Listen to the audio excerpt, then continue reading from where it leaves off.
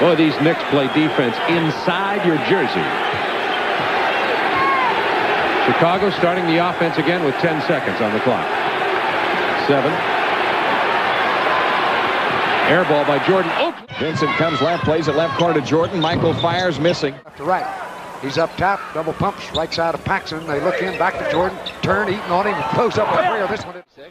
And we got Jordan with the ball in the attacking zone. Dribble beautifully, Lewis Scott, 20-footer, no. Rebound. Shoot. Off to the left is Jordan. Michael works around an Oakley screen. Shot clock at 5. Jordan top of the key, pull up 18-footer, rimming. Dribble, leaves it for Paxson. Now Jordan, he's posted, turns, fires, short. Excellent rebound. shot. Spins left lane off to Jordan. 5 on the clock. Michael right of the key. Hit it up. Block. Jordan's 22-footer. Kills the dribble, swings it left to Sellers. Jordan has it wide left, 6 to shoot. Jordan against Birdsong. Turns, shoots the shot under pressure, short. Ball on the floor, Birdsong. Welcome to GOAT James Kingdom. Welcome. I am Ajani the Exposer, and y'all have now been exposed by the Exposer. I appreciate it.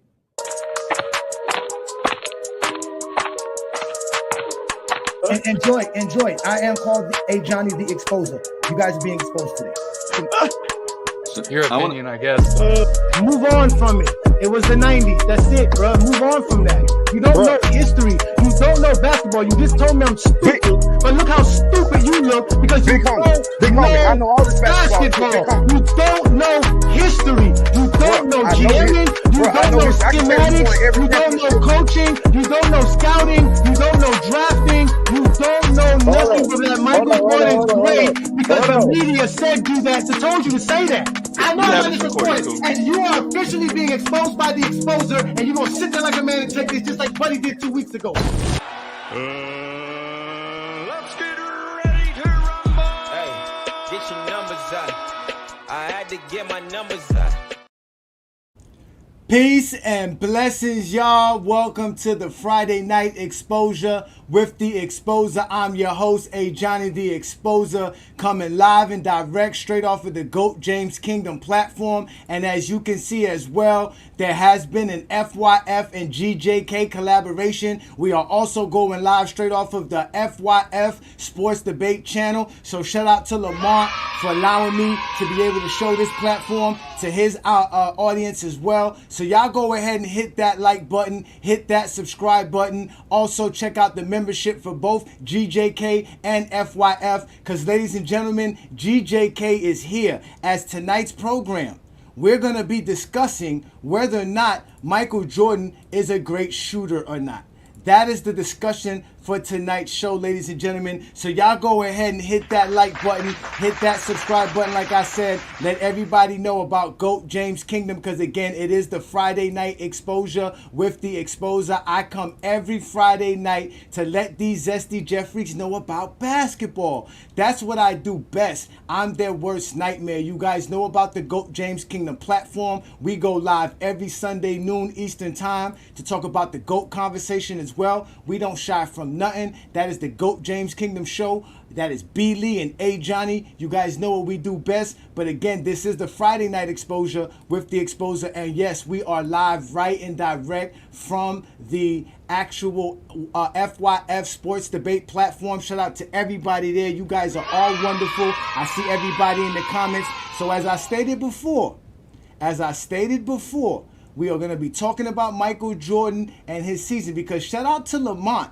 Lamont's been able to do a great job of showing us the games. Let's go ahead and take a look at some more of these Michael Jordan bricks. God, here comes Jordan 1-on-2. He stops and pops and missed it. Three at the three-point line. Now the ball over to Jordan. Jordan's 18-foot jumper in the way. They're going to have to steal some on the road. Yes. A lot more than 11. Oh, no, you got to get 18. You got to get 17, 18. The ball and brings the ball over the right side to Jordan. Boy, I love him. Drives on Coop. Shoots over him. Horace Grant out front. Jordan 8 to shoot. Michael Jordan right of the lane shoots the fadeaway jumper in. A shot at him. There were some good centers there. 6-6 to score. 3 minutes gone. 9 to go. Jordan's got it. His fourth shot of the game. No good from 20. Top of the circle against Parrish. Left side Jordan. Outside jumper short. Rebound.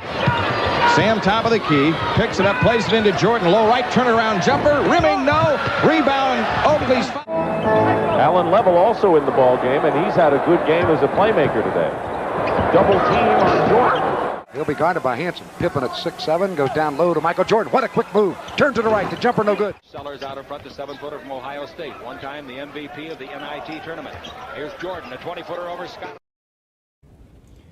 Peace and blessings, y'all. What they do?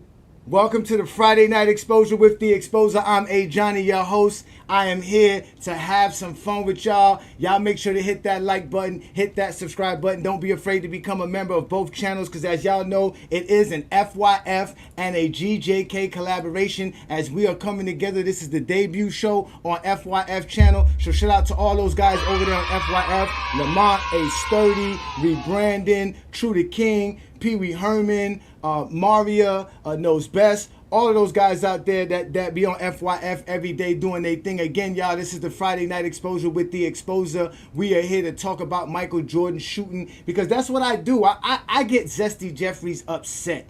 I'm basically a Zesty Jeffries' worst nightmare. They don't like Ajani because all I do is expose Michael Jordan and all the fallacies that his fans love to spew about him. Again, ladies and gentlemen, I don't play games. I'm not here to play no games. This is a one-on-one setting. So when I put the link up, it'll just be you and I. And we'll have some fun and we'll enjoy another great Friday Night Exposure with the Exposer because y'all know what I do best. But like I told y'all, we are here to talk about Michael Jordan shooting. Y'all saw all that bricking. Now y'all gonna say, oh, it's fake. I already see it in the comments. It's fake. Hey, Johnny, you ain't got nothing. You just a hater. You hate Michael Jordan. Whatever. I don't care. Michael Jordan's third all time for me when it comes to scoring. I mean, all time greatest players.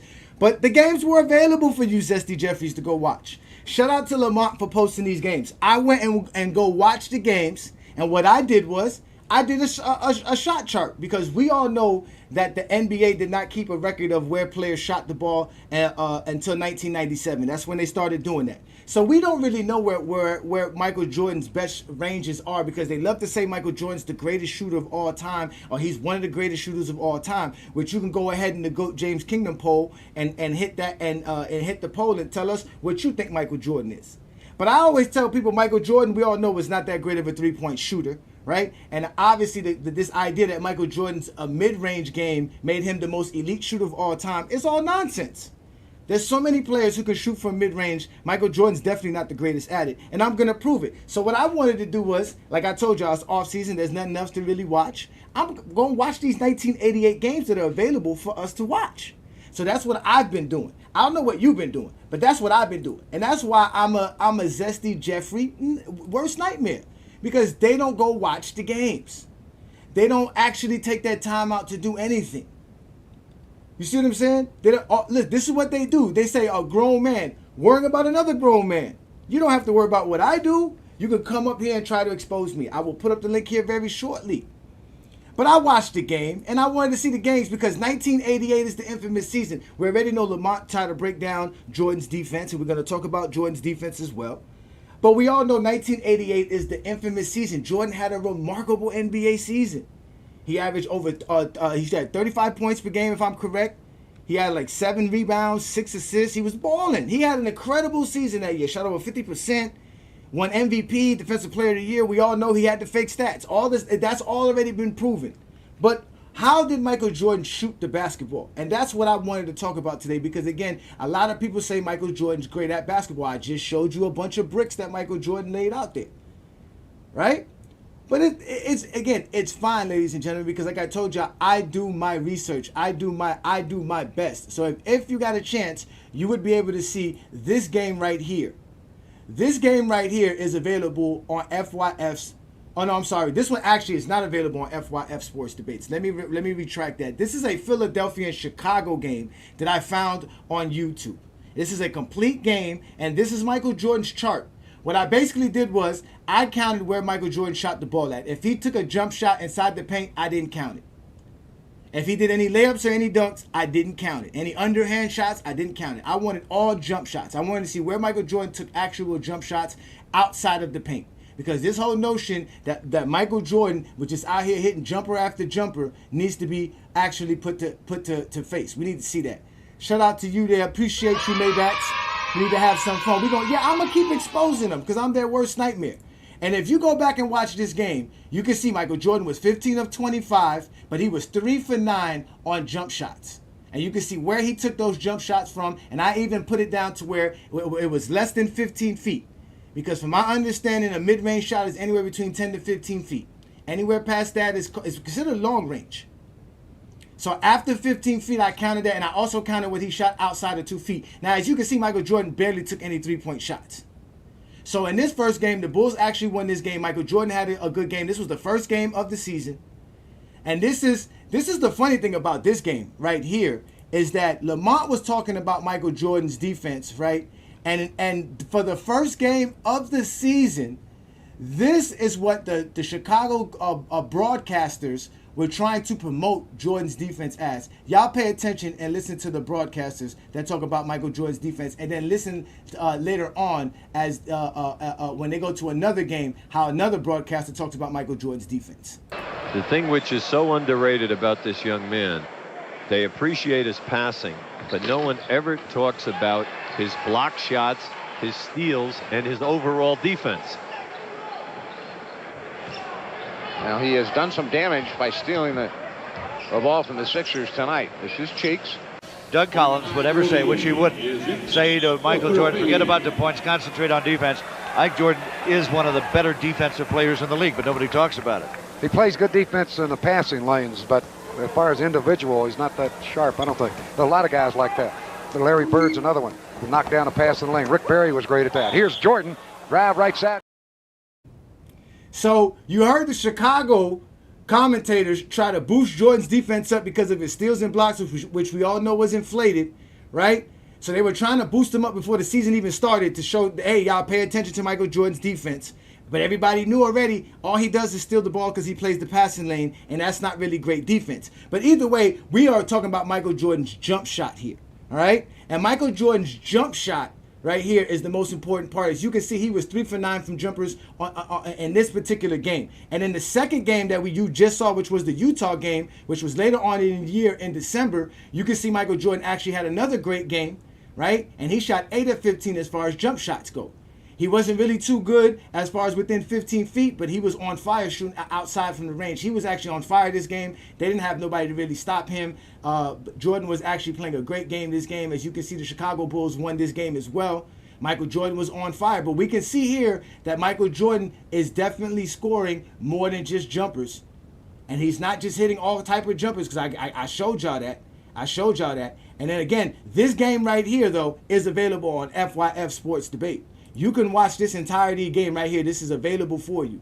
That's right, Michael Jordan is a cheater. He's a cheater. They were cooking the books for Jordan. That is facts. That is facts. So this game right here, we see Michael Jordan goes 8 of 15 from the field, right?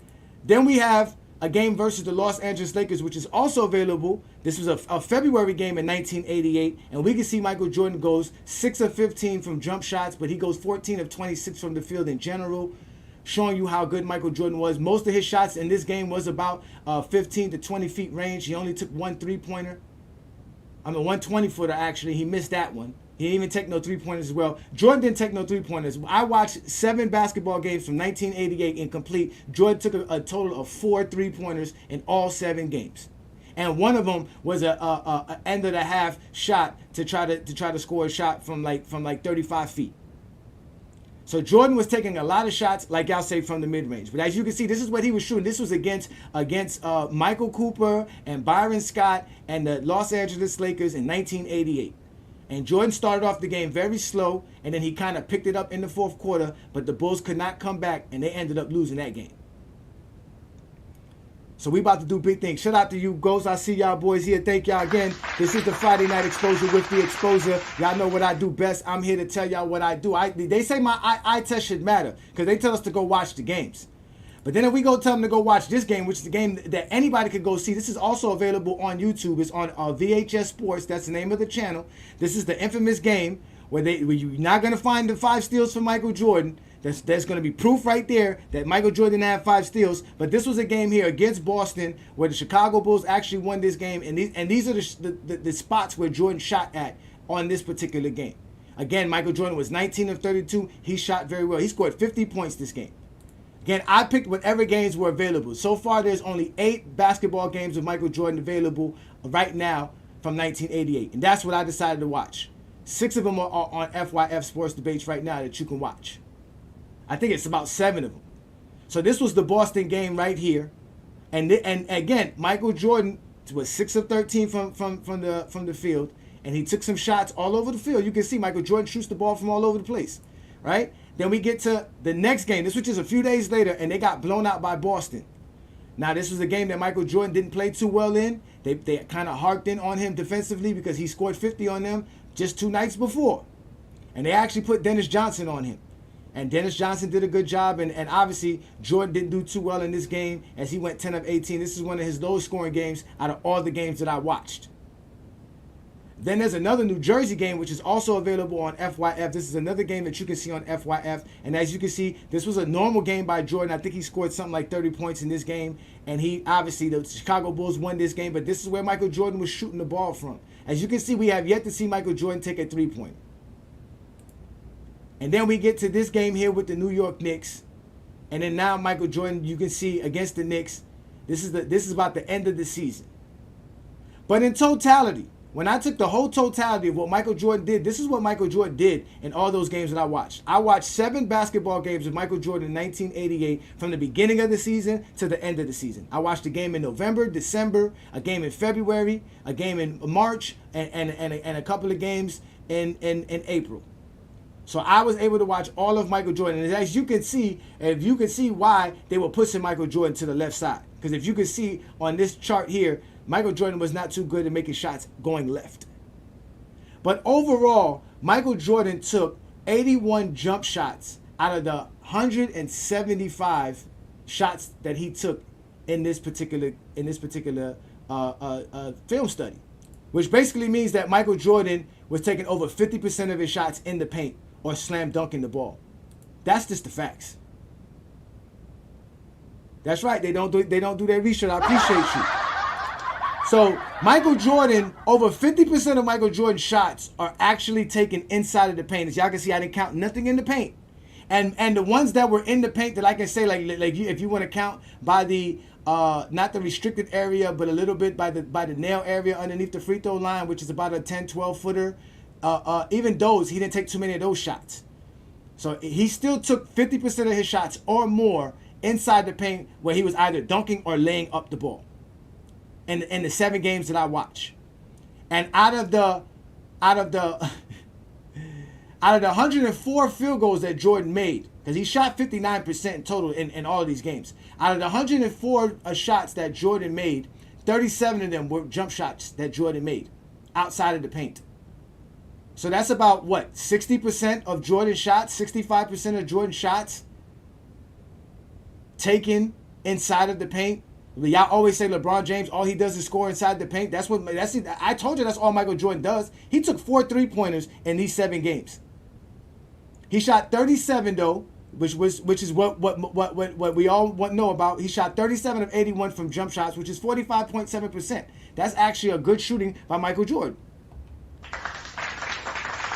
But if we go look at where Michael Jordan's taking majority of his shots, we can clearly see where he takes the majority of his shots at. Michael Jordan was 8 of 20 from within 15 feet, which is kind of horrible. That's about 40%. That's below the average of all the jump shots he takes. But then when he shoots above 15%, above 15 feet, when he shoots over 15 feet, he shoots 47.5%. But if it's over 20 feet, it's only 33%. He only makes a third of those shots. So the majority of Jordan's most efficient shots is between 15 and 19 feet in 1988 from the film study that I did. Again, this is real actual film study. I watched the 7 games. Again, these are the 7 games available for you to watch. If you got more for me to go watch, I'll go watch them. And we can add that to the numbers. Because again, I don't run from watching a game of basketball. I'm a real basketball fan. I know the game. Like I said, the Zesty Jeffries can't handle the situation. They're not here to actually talk the game of basketball. They don't know the game of basketball. They don't watch this. Matter of fact, we always, again, we this is what they do best. Here we go right here. We got it right here with Liddy. Liddy said made up chart. He said it's a made up chart by Ajani. Because I took my time to go watch Michael Jordan go brick a bunch of shots. Right? So, How are you going to tell me it's made up, right? But then when I go do my real research and go watch what the NBA jotted down for Michael Jordan between 1997 and 2003 for the 4 years that he played in the NBA, the numbers don't really change. It's still the same. Now, the NBA does it by 5 feet increments the same way. If we look at it, Michael Jordan shoots the best from 10 to 19 feet. Outside of 20 feet, Jordan is not that good shooting the basketball. Jordan is not that good shooting the basketball outside of 20 feet. He's phenomenal shooting the ball between 10 to 20 feet. But that's where Jordan takes a majority of his shots at. He doesn't really shoot that many shots outside of 20 feet. And majority of Michael Jordan's shots, like I always told y'all, are at the rim and dunking the ball. Because like I told you, in the 7 games that I watched in 1988, which was Michael Jordan's basically best season offensively, if you really want to go there, out of the 175 shots he took, 81 of them were jumpers. So that means over 50% of his shots were in the paint, either dunks or layups. Out of the 104 shots that he did make, only 37 of them were jumpers. So over 65% of Michael Jordan's shots being made are basically layups and dunks. And like I said, him shooting outside of 20 feet, he's not that efficient. These are what the numbers say. This is not what Ajani is saying. Y'all can get mad at me all y'all want. But y'all never going to go look at the film footage and go see the fake stats. This is them showing you Michael Jordan's fake stats. Michael Jordan did not have 5 steals in that Friday night game versus the Boston Celtics when he scored 50 points. Those are the fake stats. Those are the made-up stats. I didn't make up no stats. I went and watched the games. I went and proved the things that I talk about. Like I always tell y'all. And when I put the link up, you're not going to be able to prove me wrong. At all. But like I told y'all, Michael Jordan, yeah, he can shoot good from the mid-range. He's a mid-range shooter. And nobody ever denied that. Nobody ever denied that. But Bron is better from deep. Bron shoots at a better percentage outside of 20 feet, definitely from three-point range. He has hit more three-pointers than Jordan shot in his whole career, including the regular season and playoffs. So, at the end of the day, matter of fact, LeBron James hit more playoff three-pointers than Jordan shot in the playoffs as three-pointers. So let's just get that out of the way. And let's not even talk about the shortened line. I don't even want to bring up the shortened line season. You see what I'm saying? So again, at the end of the day, what we're talking about here is Michael Jordan shooting. I went and watched all the games. All the games are available for you. They're right here on FYF Sports Debates. You can go watch these games. They're all complete basketball games. My suggestion to you is put it on 1.5 speed, maybe even 2 times speed, so that you can at least be enjoyed by watching them play basketball. But I got film footage. I watched the games. It was kind of all right to watch Michael Jordan play in the 80s. I've never saw 80s basketball. I never watched Magic Johnson play in the 80s. I never watched Kareem Abdul-Jabbar play. I never watched these things. But watching them on, as far as like live, I never saw them live. I've seen like classic stuff on NBA TV and on ESPN Classic, games like that. I've seen those type of games, yeah. But I didn't sit around and watch a film just to watch game like I just did now. I watched film. You guys didn't even watch film. And this is the funny thing. Michael Jordan was able to do all of this basically because they didn't really have nobody able to guard Michael Jordan. When Michael Jordan was being guarded by Michael Cooper, you see what Michael Jordan shot. Michael Jordan wasn't that great of a defender as well. I'm about to put the link up so that y'all can see what I'm talking about. But Michael Jordan was not that great of a defender as well. But when he had to go up against Michael Cooper, this is what he shot against Michael Cooper. When he had to go up against Boston, this is what he shot against Boston when they put Dennis Johnson on him and try to secure him and try to make sure. Because he did go off on them 2 nights before for 50 points. And he did light them up. But like I told y'all, out of the 19 field goal attempts Michael Jordan made, 6 of them were actual jump shots.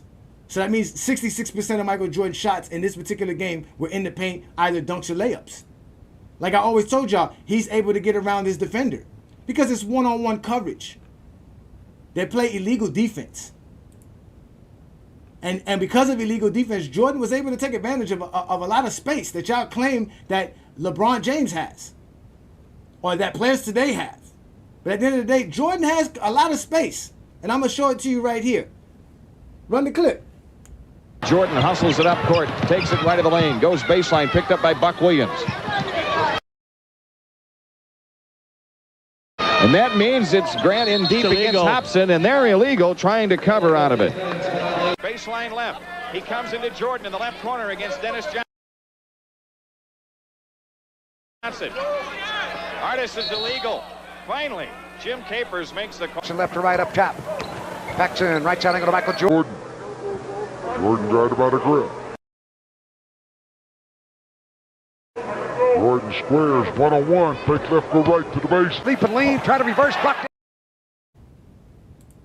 So as you can see back then, clearing out the floor was very, very easy. And giving Jordan space to attack was very easy. Now the thing about it was, I'm not going to lie, Michael Jordan wasn't the ball hog that most people say he was. I ain't going to lie, there was some times I was thinking to myself, y'all need to get the ball to Michael Jordan. Why are y'all not getting the ball to Michael Jordan?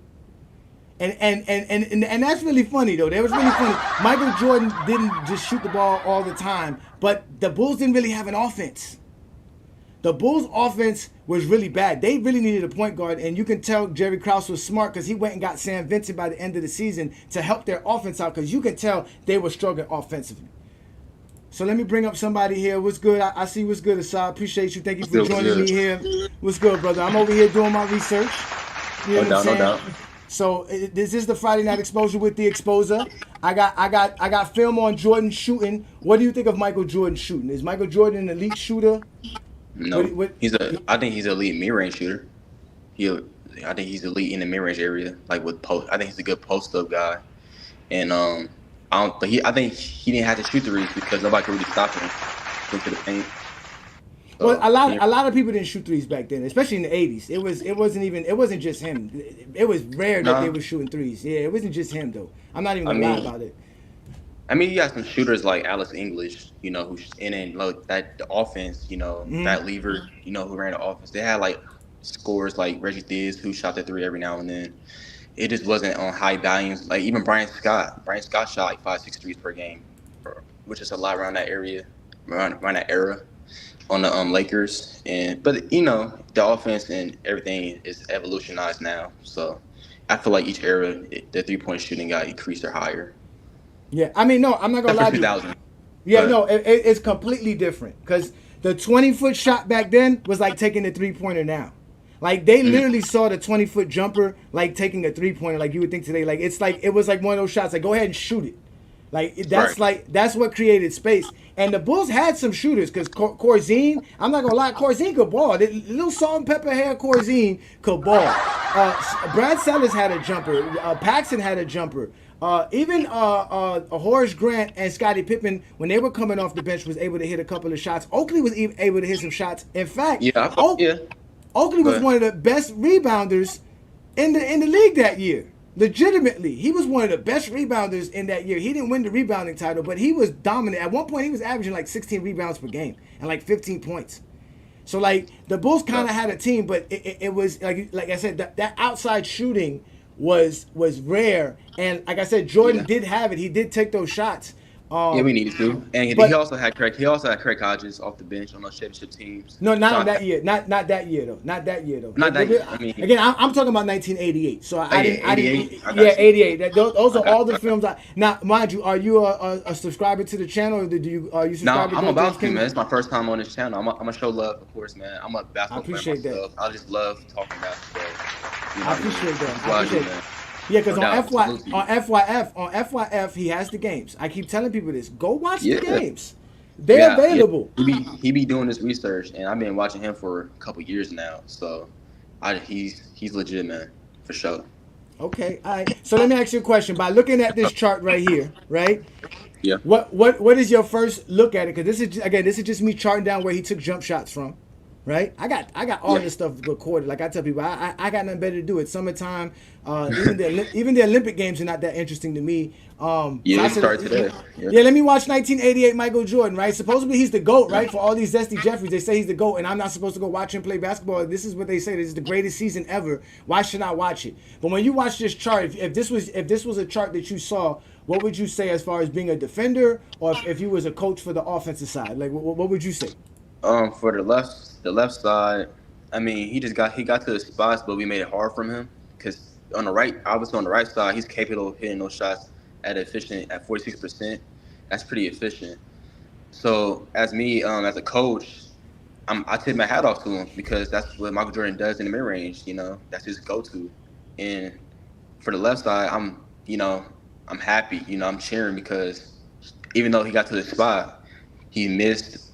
But we made it difficult. We made it tired for him on defense because they say he's a great defender, which he is. He's a good defender, but I wouldn't say he's the greatest defender at his position. I think he was the third best defender on those championship teams. I felt like the first half it was Scottie Pippen, and then obviously when Dennis Rodman came in '96, Dennis Rodman and Pippen was the top two defenders, and Jordan was the quote unquote the third. So, but yeah, that's what I think about the chart. Listen, Solomon. You guys said that Oakley sucked. You guys said that. I seen Oakley in the 90s. I'm talking about 1988 Oakley. Well, I'm talking about go watch the games. Zesty Jeffries. You got no time for you. You don't even go watch the games. So, but anyways, I appreciate that, Assad. How you say your name, brother? Assad? Assad, yes. Yep. I appreciate you, Assad, man. Listen, man, this is the GOAT James Kingdom platform. We are collabing with FYF Sports Debate. So again, we go live. Yeah, we're going live every Friday right here on the GOAT James Kingdom platform and also on FYF Sports Debate. We're also on other platforms like Discord, TikTok, Instagram, Facebook, all of that. Y'all go ahead and subscribe to our channel. Hit that like button and check out our membership. Let me bring up the next person, man. I appreciate you, man. Thank you, brother. Thanks for having me, bro. Man, I appreciate you. Peace. What's good, Ruddy Sports? Thank you for joining me here. Ruddy Hood Sports is GOAT James Kingdom going live right here on Friday Night Exposure with the Exposer. What's good, brother? So I'm here talking Michael Jordan jump shot and how good he shoots. And what do you think of Michael Jordan shooting? Do you think Michael Jordan's a great shooter, or what do you think of his shooting? What's good, bro? You can hear me? Yeah, I can hear you. What's good, brother? You heard me? Yeah. I mean, for me, it's like, just what I said in the super chat, like a lot of people don't do their research, bro. When you start to do your research, it gets real dark for MJ. Not just MJ, but a lot of players from the 80s, bro. I don't want to like be disrespectful, but they weren't compared to what we see now and the level of play and competition that we see now. They really weren't that good. You know what I mean? A lot of these dudes grew up on 2K, and in 2K they got Jordan at a 99. It makes it seem like he was a prime Steph Curry, but that was not the case.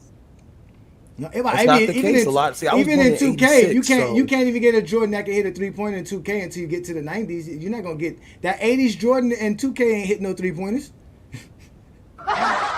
that's fact. I'm saying I was born in 1986, right? So I was able to catch the later, after the first retirement or whatever, like the later three-peat of Jordan's career. Because, in my household, that's all everybody watched. That's all my father watched. We watched Jordan. Like, one of the most memorable finals was the 1998 finals against the Mailman, John Stockton, all of that. And when I got older and started to do research, I had Jordan as the GOAT up until about 2016. So when I started to do research and started to find out just how trash these guys were back then, it kind of blew my mind. But to say that kind of interrupts the nostalgic effect on all the people that grew up on Jordan and the people that they passed this religion down to. You feel me? So as far as him scoring, I want to say because this is what they do when they do the whole LeBron comparison. I want to keep him in his era and say, for your era, yeah, you were like that dude. You were great. But once you start making Yeah, for your era, you were great. You know what I mean? You were a great 80s cell phone. You know what I'm saying? You were a great 90s cell phone. And when I come to 2024 and I pull this iPhone out, it blows you. It just completely blows you out of the water. And that's what people fail to realize. He was decent, But in today's game, he's not coming off the bench. Let's keep it real. He's not coming off the bench. 1988 Jordan was, I'm not gonna lie, he wasn't really that bad of a basketball player. I'm not gonna lie, I was watching him play and I was like, okay, I see what people were saying about him. I'm not gonna lie, I can see what people were saying about him. But this thing like Wally, shout out to Wally, man. Wally, you more than welcome to join the panel. Don't be afraid. I'll put the link up for y'all. Y'all know what we do best, man. We here to have a conversation. That era was soft as hell. You know how many times they call fouls? For the softest things, I didn't see no hand checking. I didn't see nobody being directed with their hands and being pushed by players. I didn't see none. I saw a lot of fouls being called, a lot of offensive 3 seconds, a lot of travel calls, a lot of petty fouls. The whole thing. We can go back and forth. I can show y'all. I got film and footage, man. I went and watched these games. Now, Wally, you're old enough to say that you watched them. But again, we can say you didn't because how many of y'all was really watching those games? In fact, I didn't see no WGN logo or anything say WGN in any of these games that I watched. And I watched 3 separate Chicago Bull home games in 1988. So how were y'all watching Michael Jordan in 1988? There weren't even national televised basketball games like that. And there's definitely wasn't going to be Chicago Bulls games. So y'all be lying all the time. Like what he said here, y'all watch the basketball when we all watch basketball. In the 90s, y'all were not watching the 80s. Y'all don't watch the games. Y'all are lying. That's the facts, bro. Have you ever seen the movie Street Fighter, the old school Street Fighter movie? Yeah.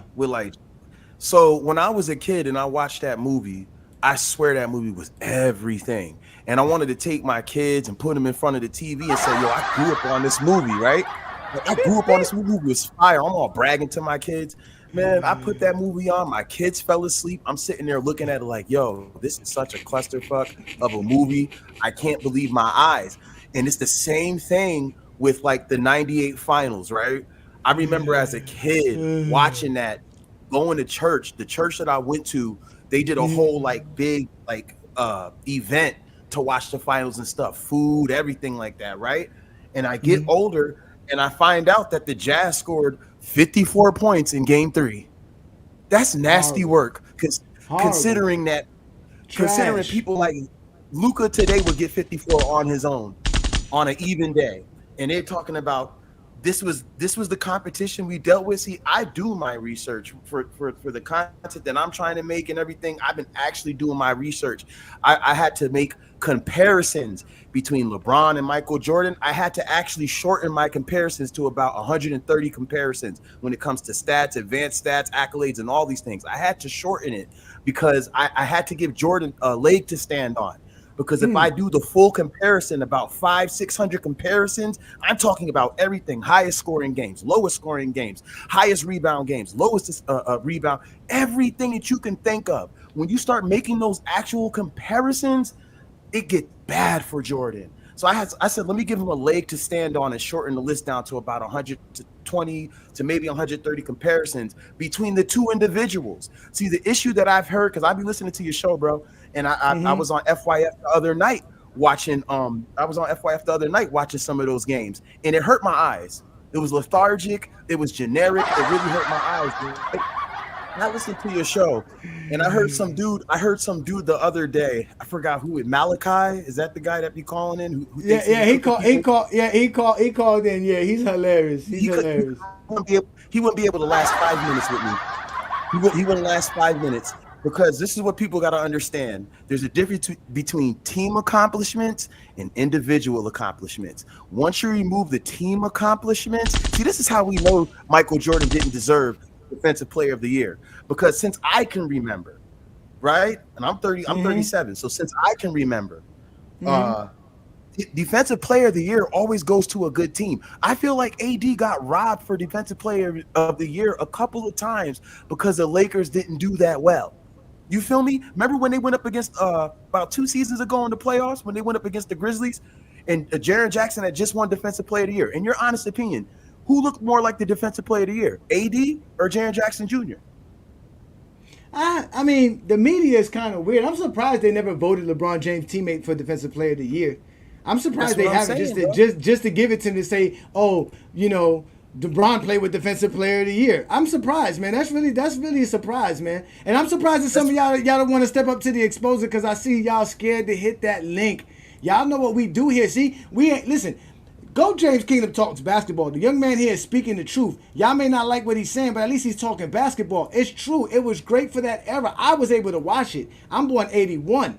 So I was able to watch the 90s at least as a teenager, and I saw Jordan win championships. I watched Michael Jordan shoot the ball, and trust me, he wasn't as great as a shooter as people say he was, but he was a great scorer because, again, he knew how to get to the rim, and he knew how to get his shot off. Like Assad was saying, the man got his shot off. So he was going to get his points. That's not the problem. But again, we were talking about defensively, right? Let's talk about defensively. Let me let Assad up. Assad said something here. Well, you said there was some cap. Assad, well, who said there was something about capping? Who capping? Man, y'all capping. About what? About like, y'all narrative. Y'all move the goalposts a lot. You know, because Michael Jordan teams was always good. You know, because my man said Michael Jordan team wasn't good, and that's why they gave him Defensive Player of the Year. I don't know if I said the full thing, but around that line, I just feel like, and I agree with Anthony Davis to take by AD. I do agree with that because, me personally, I think Anthony Davis has been the best defender in the NBA for like 5-6 years now, and the only reason he didn't get his award was because injuries and just the narrative the media carries with the Giannis thing. I feel like AD got robbed in 2020. Because he was #1 defense that year, and that was to me his best overall defense because he was quicker, he was playing his natural position, and he was healthy. And I just feel like we saw the most productive Anthony Davis, and also I don't think Giannis is nowhere near a better defender than Anthony Davis. I think Giannis is an overrated defender, but that's a very different story. I think Anthony Davis is an overrated defender. To be honest with you, he's a great rim protector. He's a great rim protector. He's a great rim protector. But he's not better than Giannis as a defender because Giannis could protect the rim and also play the perimeter. He's definitely not been the best defender in the last 5 years. That's crazy because he barely played the last 5 years. He's definitely not better than Bam Adebayo because the Lakers it never shows defensively for the Lakers. If you're that solid as a defender, as a big man, it should reflect on your team defense. You should be able to make other players better. You should be able to make D'Angelo look better on defense and Reeves and them look better. You don't do that because you can't cover space. You can cover the rim. You can protect within 10 feet of the rim. But as far as covering space and playing great defense, I don't think Anthony Davis is that dude. Now, Defensive Player of the Year, we all know it's a subjective award. There's really no criteria for it. But majority of the people who usually win it are either big men and guys who play on teams that have top-ranked defenses. So in 1988, that's not cap. What defensive player of the year won? I'm gonna let you go. Go ahead. Okay, Assad. What player won defensive player of the year that didn't have a top defense? You said what player? Say it again. What player won defensive player of the year that the team didn't have a top defense? That's not my point, though. I'm just no. You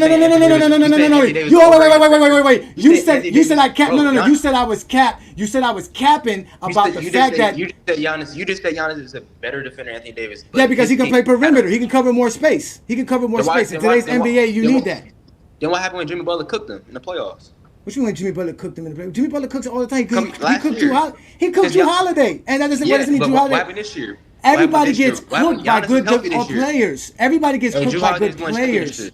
Drew Holiday just won a championship, bro. Again, Drew Holiday played on a team that had what's it called? That had a whole solid. He had Giannis. He won with Giannis. What are you talking about? He won with Giannis. He won with Giannis. I seen Drew Holiday guard the best players. I seen Drew Holiday get cooked by Jimmy Butler just last year. Giannis get cooked by Jimmy Butler too. Okay, that doesn't mean they're not good defenders. But that doesn't mean you're not a good defender. We're talking about covering space. We're talking about actually playing great defense. Bro, you not see AD guard Curry? AD was guarding Curry. No, he does not guard Curry. Last year in the playoffs, AD he does not guard Curry. He does not guard Curry. He does not guard Curry. In the fourth quarter in the playoffs. The man. Let me. You know what? I got somebody else to argue with that I've been wanting to argue with in the first place. Let me bring up somebody else because this dude just said I capped and he didn't bring up no information. So, Ruddy, thank you for joining me. I'm going to bring up somebody else because I want to talk to somebody which is Brandon Katz. We got Brandon Katz here, Mr. Wall Street in the building, ladies and gentlemen. What is your take? We were talking Michael Jordan shooting. Obviously, Assad can't take the fact that Anthony Davis is not a great defender. I don't know what to tell him. He doesn't know this. He's talking about stopping Stephen Curry. Stephen Curry goes ham on the Lakers. Continue. What you got for me, Brandon? Yeah, I want to completely cook this fucking clown Rudy Hood. It's a good thing he's not up here because I'm going to completely barbecue him.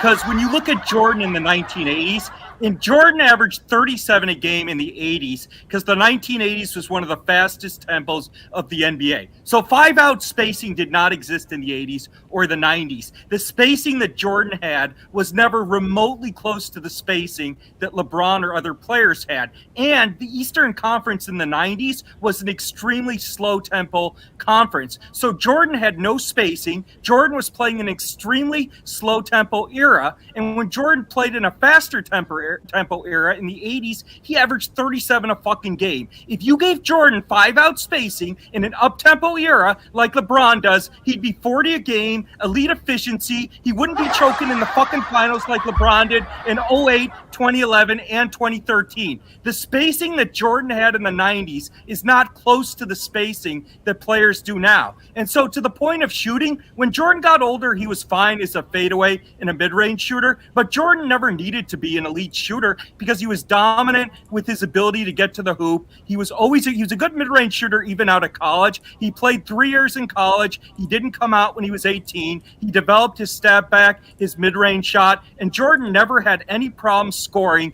even against the best defenses in NBA history. He cooked against the Pistons in the 80s. The reason the Bulls lost to Detroit was because Pippen was trash, and he cooked against the Knicks as well. Jordan never struggled against all-time great defenses in any era, even with the fact that he was never a great shooter. It didn't matter. You are Brandon.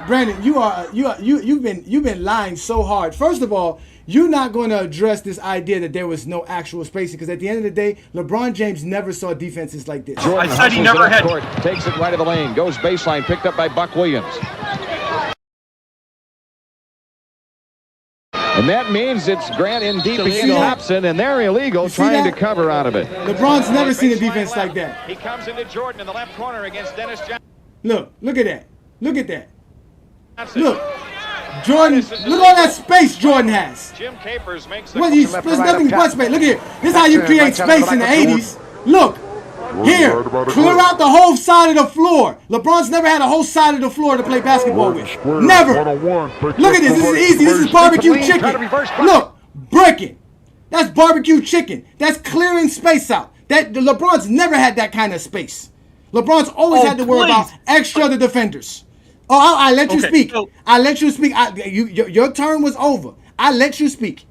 So this whole notion, they did not enforce the illegal defense rules in the 90s. They did. I just showed you they called the illegal defense three separate times in that game. I just showed it. They called illegal defense once a fucking game. The rules were never consistently enforced. It doesn't matter. They called it. Hustles it up court, takes it right of the lane, goes baseline, picked up by Buck Williams. And that means it's Grant in deep against Hobson, and they're illegal, trying to cover out of it. Baseline left. He comes into Jordan in the left corner against Dennis Johnson. Artis is illegal. Finally. Illegal defense. Yeah. Oh, and see the clip you showed, they just said finally because they probably hadn't called illegal defense all game. Jordan hustles it up. He said finally because he was standing there forever. Gilmore was standing there forever. You don't have to wait that long to call it. He's not guarding anybody. You have to call it instantly. That's what they're saying. So you got to call it instantly. The NBA never. So you still couldn't do it. You can still clear out the floor. Gilmore has to move. That LeBron never had to worry about that. That's why LeBron doesn't have the driving lanes, and LeBron is still better at getting to the rim and finishing at the rim than Jordan, while having a tougher time of getting an actual driving lane, while Jordan was getting nothing but driving lanes. That's facts. LeBron James shoots at the rim at the capacity of Dwight Howard and Shaquille O'Neal. What are you talking about? He doesn't face any elite centers. The 90s had many rim protectors. There's almost no rim protection or size. On the weak side. On the weak side. What is a weak side defender going to do? A weak side defender can't do nothing. There's no rim protection. Jordan was playing against the best centers. There is rim protection. There's zone defense. Again, the man that you're calling a rim protector is on the weak side. He's on the weak side. He's on the. We're not talking about Draymond Green. We're talking about Ben Wallace. We're talking about Tim Duncan, Kevin Garnett. LeBron played in the finals. Yes, that's who. That's who LeBron played against. That's who he played against. I'm naming the all great blockers. Rudy Gobert. We're talking about guys who block shots. What are you talking about? We're talking about great block shots. One of 3 or 4 rim protectors in the NBA, and LeBron never played Gobert in the playoffs anyways. But Jordan played far better rim protection. There's a bunch of rim protectors in today's NBA. Doherty, played Robert Parrish. Jordan played against far better rim protection than LeBron. Oh, I saw Jordan against Robert Parrish. You want to see what Jordan was doing against Robert Parrish? He couldn't even get past him. He was taking bricks. He was shooting bricks. He dropped 60, not against Robert Parrish. He scored 60. Jordan cooked in that series. And Jordan was playing 1-on-5 against Boston, too. The Bulls roster was complete trash in 1986. But LeBron... We're not talking 86. We're not talking 86. I'm talking 1988. Don't bring up seasons that went out. The Bulls roster was not that good in 88. Oh, it was. Oh, wait. Matter of fact, it was so good in 1988 that they said that was actually one of the best Chicago teams since 1974. And they were saying it was better than the 1974 team. How many people made the All-Star team on the Bulls? It's not like you don't have to make an All-Star team. Listen. Nobody did. Listen. You had one. No All-Stars. It doesn't matter. How many? Why is Oakley one of the best rebounders in the league? Does it matter? Please. Does it matter he's an All-Star or not? Stop. Oakley was a starter. What are you talking about? Oakley's a starter. Jordan's a role player. Jordan's role was to shoot the ball. His Oakley's role was to rebound Jordan's bricks. And obviously you can see he was doing a great job at that, helping the Bulls out. Jordan's efficiency was elite for that. Again, a lot of Jordan shots were at the rim, and like you said, he was elite at getting to the rim because he was playing against slow-footed dudes who couldn't stay on their feet. And whenever he did play against them, like when he played right here against Michael Cooper, as you can see, he wasn't making that many jump shots. He was missing them. He was getting to the lane because, again, Michael Jordan and the Chicago Bulls were a very young athletic team, and they were running a lot. They ran a lot. They went and got guys like Sam Vincent to help them run. Brad Sellers was a very linky guy that they had playing the floor sometimes. They Brad would Sellers run all the time. No, because Michael Jordan don't know how to make nobody better. That's the fact. Jordan didn't know how to make anyone better, but he made. You said you had a question for every role player who played with the Bulls was better. Shaquille O'Neal said Steve Kerr couldn't hit a shot in Orlando. He was one of the best role players in NBA history in Chicago. But here's my question for you, James. So LeBron played repeatedly in his career with multiple 40-point three-point shooters. When did Jordan ever have the spacing or shooting that LeBron did in Miami when he's playing with players like Mike Miller and Ray Allen? Jordan never had that spacing. John Paxson, Craig Hodges, Tony Kukoc, Steve Kerr. You a liar, bro. You are such a liar. We're gonna lie. All those guys. No, I just named. Listen, I just watched 1988. John Paxson. I got to answer the question. You can't sit there and not let me speak. I'm going to answer the question. You asked me who. Jordan had Craig Hodges, who won three-point contests. LeBron James had players that won three-point contests. Like, you're talking about three-point shooting in an era when Jordan didn't have three-point shooting. So why are you asking about three-point shooting? That doesn't make no sense. What's the point of bringing up three-point shooting when you admit they don't even shoot that much? So now you want the players of the 80s to shoot like the players of 2010 and three-pointers when I just told you they don't? Just like Jordan doesn't shoot like LeBron in 2010s because he couldn't shoot from 20 feet beyond? So does that answer your question? Does that suffice your answer there, Brandon?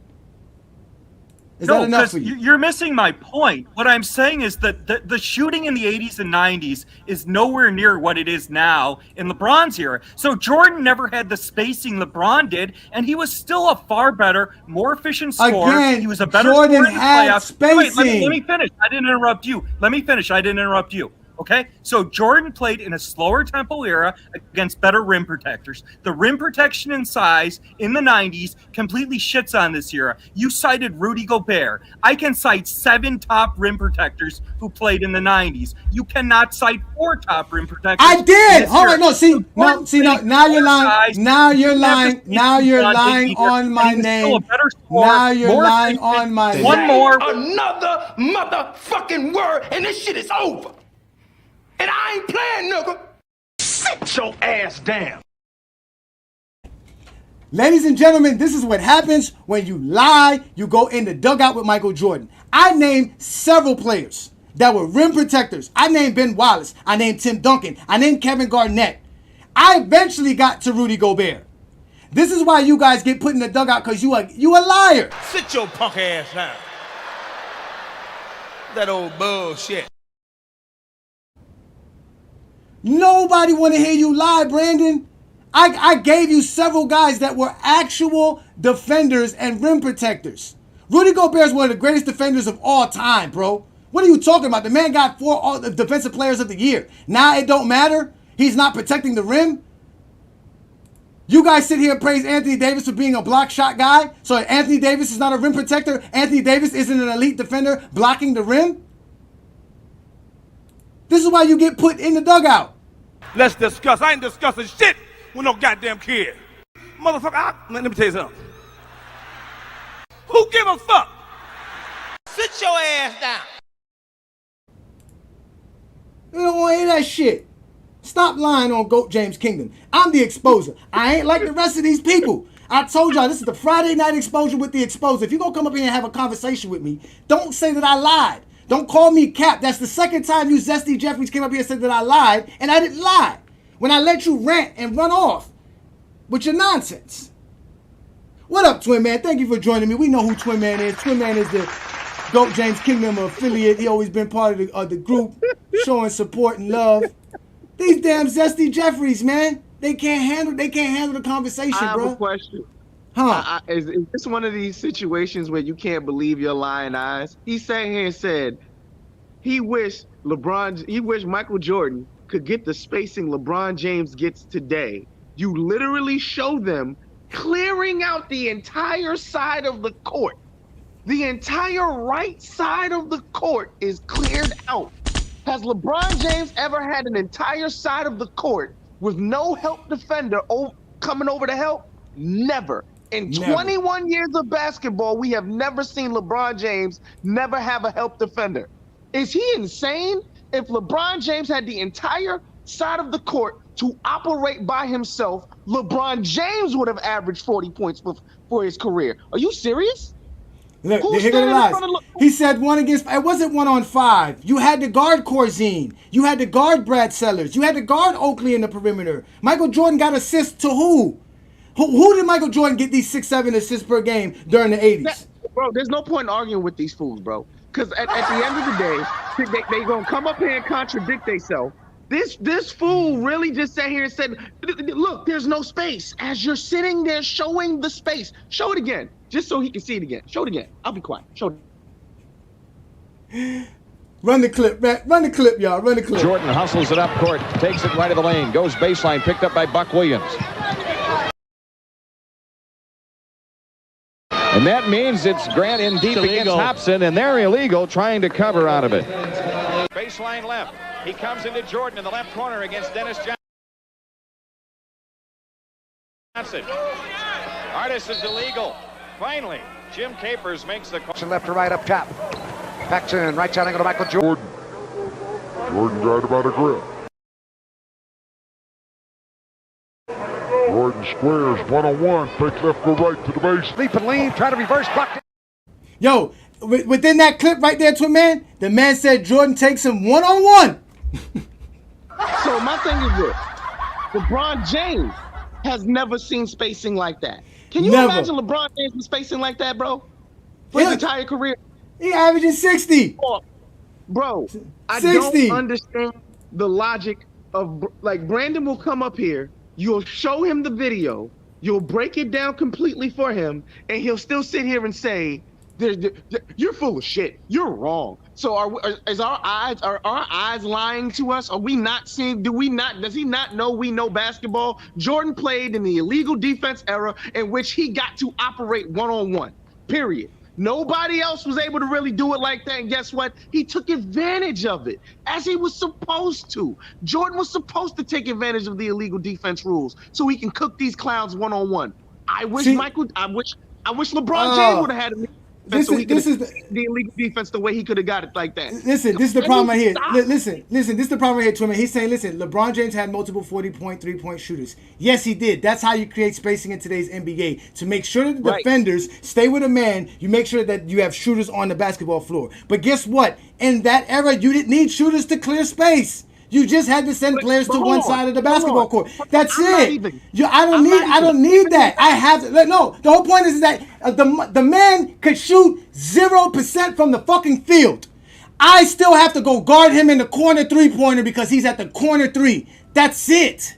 It doesn't matter how good of a shooter he is. In 1988, if I took Robert Parrish and put him at the corner three-pointer, whatever center was guarding him had to be all the way on that weak side and could not actually be nowhere near Jordan on the strong side.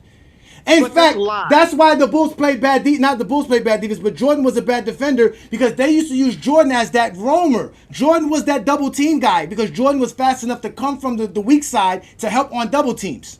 So they would send Jordan on a double team. That's why Jordan got a lot of blocks and steals because he didn't never guard his man. That's why just like Lamont said, the people that Jordan was supposed to be guarding cooked him because Jordan wasn't even guarding them. Jordan was roaming free, trying to play zone defense and trying to get steals and blocks, and double teaming and helping out from the weak side. LeBron never had to worry about weak side help. He had to worry about strong side help. There was always somebody on the low block on the strong side or somebody at the elbow on the strong side. That's cutting off the driving lanes. That's Jordan never faced no defenses like that. That's just the facts. So this lie that Jordan didn't have multiple 40-point, 3-point shooters on his team is a lie. What was B.J. Armstrong's 3-point percentage? Who? B.J. Armstrong. Oh, I even forgot to mention B.J. Armstrong. I forgot about B.J. Armstrong. Bro, no, go watch those games. No, listen, go watch those games. Listen, the best shooters on that team in 1988, I'm not even gonna lie to you, was Corzine. I think his name was Bill Corzine. Charles Oakley was able to hit. They were always saying that those guys were hitting 18-foot jumpers all the time. Those were considered great long jumpers. That was like shooting threes back then. Shooting a 20-foot, 18-foot jumper in 1988 was like shooting a three today. So you had Corzine doing it. You had Brett Sellers doing it. You had Oakley doing it. Then you had Paxson doing it. You had Jordan doing it. So they had scorers. The problem with the Chicago Bulls was they didn't have a good offense. They didn't have a scheme. They didn't have an actual strategy. Everything was predicated on once Michael Jordan get the ball, get the hell out the way. But everything else, everybody else didn't know when they were going to take their shots or how to take their shots. And they were very good defensively because they were all good, young defensive, good studs. Even when they brought a Pippen or Grant off the bench, they had good defenders. They would bring a Sparrow, or they would bring in three, or they would have Sam Vincent and Paxson come off the bench or whatever. But they still had a solid team. Like I said, they won 50 games. But I'm talking specifically 3-point shooting. Why are they acting like Jordan didn't have good 3-point shooting on his teams? He did. He just didn't utilize them. And they didn't shoot threes like they love to say in the 80s like that. They just didn't. But to sit here and pretend like Jordan didn't have multiple great 3-point shooters in his career, y'all are lying. Y'all are just lying. Well, that's what Jerry Krause set up. Let me let Ruddy in. Ruddy, what you want to respond to Brandon because he did come at you, and I'm not gonna let y'all go back and forth on Friday Night Exposure without an actual preparation for it. Because we can do that if y'all want. If y'all want to go one-on-one with people, just let me know. This is what the Friday Night Exposure is all about. So hit that like button, subscribe to the channel, and get what we do here with FYF Sports Debate, with GOAT James Kingdom collaboration here on the Friday Night Exposure with the Exposer. Go ahead, Ruddy. No, all I got to say with him is that he couldn't cook a bowl of rice. And it's narrative. I hear a lot of narrative, okay? That's what it is. It's narrative. Okay. When it comes to me, I deal with facts. I deal with statistics. Okay. I don't deal with narrative and if he didn't have this and he had this top 10 player and they had 2 top 75. I don't get into all of that. I get with the statistics. So I don't, and I wasn't even really trying to make a point about LeBron. This subject ain't even about LeBron. I was saying, when you asked me, was he a great shooter, Jordan? I'm saying for his era, yeah, right. But when you compare him to today, which that's what everyone's doing. That's what really this is really about. People just compare MJ to today's players like he was the greatest. And once you do that, you realize that he was not that good. I know that may not be for I'm not saying that he wasn't a good player. He was iconic. He's one of the greatest of all time. But when you compare him to today, he was not that good. This is 1900s is fact. back. Like, yeah, exactly. That's the 1900s. I don't know like how to say you're it. Right. Like, I don't know if you're you're familiar with power scaling, like a channel called Death Battle. When they put heroes against each other, they do power scaling. And yeah, like his mic going in and out.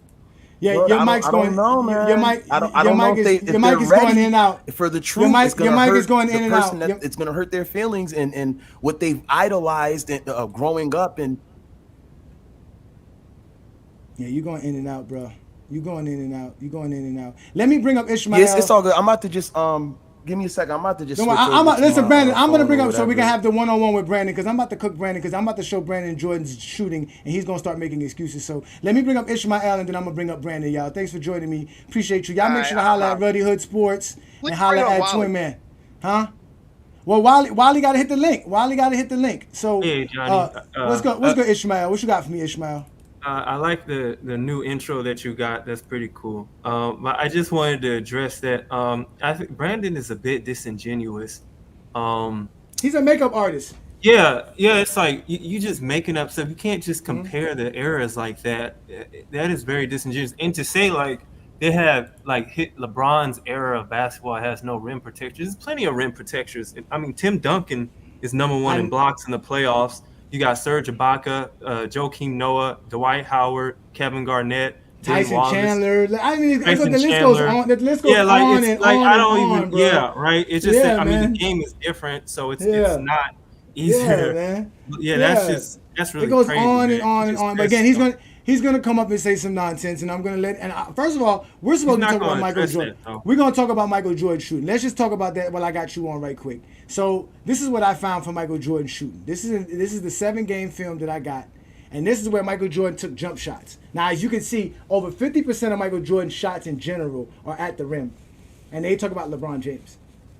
So that right there, what you got to see. Over 60% of the shots that he actually made are actually at the rim or within or in the paint. So at the end of the day, they sit here and talk about like Jordan, he cleared the floor. A lot of those stuff was a lot of fast break dunks as well and layups because the Bulls did get a lot of steals. They were one of the best teams in defenses that year. They had actually the best defense in 1988. That was another reason why they acknowledged his defense because of that. Like I said, when you have the #1 ranked defense, you kind of get acknowledged for that as well. So Jordan got acknowledged for that. But again, this is where he shot at from the field. What do you think of Michael Jordan's shooting chart, Ishmael? I mean, I didn't think he was that great of a mid-range jumper from the games I watched, like the 80s. I think he was more refined in the 90s, but I just think it's pretty interesting. So it says, the 3-point shot is just atrocious. It's pretty bad, but I'm trying to see, where's the mid-range? Is that, you said... Well, that's always been an argument. Mid-range, from my understanding, mid-range is anywhere between 10 to 15 feet. Like I said, if you take a 17-footer, 18-footer, and 20-footer, it's considered long range. It's, especially back then, they would call it long range, a 20-foot shot. That's like a college three-pointer or a high school three-pointer. Did you just do, like, jump shots and three-pointers? Like, if you look on the right where it says Jordan, you see it says less than 15 feet. So I took every jump shot that he took less than 15 feet that was not in the paint. So he was 8 of 20 from there. And from all these games, he was 8 for 20. And then above 15 feet or more, which includes 20 feet and 3-pointers, he was 29 of 61. So he was actually better from there. But the majority of those shots that he took was before 20 feet. He didn't take that many shots outside of 20 feet. Outside of 20 feet, he shot 33%. Which one is like, I'm wondering like how much, like, because they say mid-range is between 10 and 16. So how much of those shots are like between 10 and 12 or it's like in the 16 feet? Like, yeah, 8 of 20, basically right there, 8 of 20. And some of them you might add some of them, you know what I'm saying, that are right there, like around 16 feet. But like I said, the shots that he took from 15 feet or under are basically 8 of 20 or under 15 feet, so 14 feet or under. And anything above 15 feet or more, he was a little bit better at. But this is the actual real numbers. That was me. That's what I did when I charted the games that I watched. This is actually Michael Jordan's real efficiency when we talk about what he shot for the seasons that they tracked it between 97 and 2003. So even here you can see between 10 to 19 feet, Jordan was very efficient. He shot 44.7% from 10 to 19 feet. If he goes outside of 19 feet, he shoots 37.9%, just like 38%, which is really not that bad either. Yeah. But the majority of Michael Jordan shots are taken from 19 feet and in. He doesn't really take that many shots outside of 20 feet. Yeah. So I mean, yeah, at that time he's a really good, from my understanding, mid-range shooter. But yeah, from the numbers you showed, it didn't seem like he was like really all that. I think that he was. And mind you, these were from good games, because again, his overall shooting in these games were 59%, which was better than what he shot for that season. So this could easily be said that this is not his true numbers. But again, this is just to give you an idea where Jordan shoots from. That's what I wanted to see. I wanted to see for myself, because I'm tired of the Zesty Jeffrey lies. And I'm tired of them telling me things about Jordan, because I didn't watch the 80s. And I didn't watch 88 Bulls. I watched stuff on ESPN Classic, NBA TV Classic, things of that nature. But I'm not watching a Chicago's Bull game from 1987 just to watch it. But now I got time, and I'm a content creator, so this is what I do best. He didn't shoot pretty good on the left side, so it seemed like. Well, that's why they pushed Jordan left, because he wasn't really good going left. They keep telling you Jordan didn't have a left. He was the right-hand bandit. So let me let Brandon up, though. I appreciate you. We got some other people behind you, man. I appreciate you. Thank you, man. All right, That's Ishmael, man. That's a GOAT James Kingdom member. Y'all know to hit that like button, hit that subscribe button, become a member of the channel, both on FYF or right here with the GOAT James Kingdom platform. Let me bring Brandon up, because Brandon has a lot to say. So, Brandon, what is your issue? What is it that you want to lie about now? Yeah, so I want to, first of all, Ishmael always hides in the chat. He comes up here with these casual takes, then he never stays on the panel when I'm on here. And it's a good thing he's hiding. Wait, Brandon. In the chat. This is wait, Brandon. This is a one-on-one thing. This is not like them other platforms where 17 people get to show up and argue. I want the one-on-one. You want somebody? I'm here. Don't go looking for Ishmael. Don't go looking for Ruddy. I'm the exposer. I'm right here. Why are you running for me? Talk to me. What you got to say to me? I'm telling you Jordan had space, and I'm telling you Jordan took advantage of space, and Jordan wasn't that good of a shooter, and he definitely wasn't a better shooter than LeBron. And he definitely had a good team in 1988, but he choked against a team that played better defense and played better team basketball. But you don't want to talk about that. But let's talk. What you got for me? Okay, so I'll do what I want, but I'll address that. So here's the point. When you talk about the illegal defense rules, and this is a lie, it's a total lie. The illegal defense in the 80s and 90s was never consistently enforced. That's my first point. My second point, and this completely cooks you and Ishmael completely, there were very few centers who could shoot in the 80s and 90s, and there were no centers in the 80s and 90s, for the most part, who could shoot threes. There were a couple exceptions, like Bill Laimbeer, but Bill Laimbeer was often playing the four with Mahorn anyways. So Michael Jordan did not have a clean paint because the centers in the 80s and 90s couldn't shoot worth a dick, number one. So the illegal defense was not consistently enforced, number one. Number two, the centers couldn't shoot, so the paint was constantly clogged in the 80s and 90s. But here's the point. Here's where I completely cook you and Ishmael. Because LeBron's inability to shoot cost him multiple times in the finals in 08, 2011, and 2013. LeBron averaged counted 2 points a quarter in the fourth quarter in 2011 against Dallas, because they played simple zone defense and could not shoot. So when you talk about Jordan, you cannot name, and this is where I obliterate you, you can't name one playoff series in Michael Jordan's entire career where his inability to shoot cost the Bulls at all. The reason the Bulls lost to Detroit in the 80s was Pippen wasn't ready. Pippen averaged 12 a game against Detroit. Jordan was an elite scorer. He had elite efficiency against all-time great defenses his whole career. You can't name one playoff series in Jordan's whole career where his shooting cost the Bulls. I gave you 3 in LeBron's first 8 fucking years in the league. You are cooked.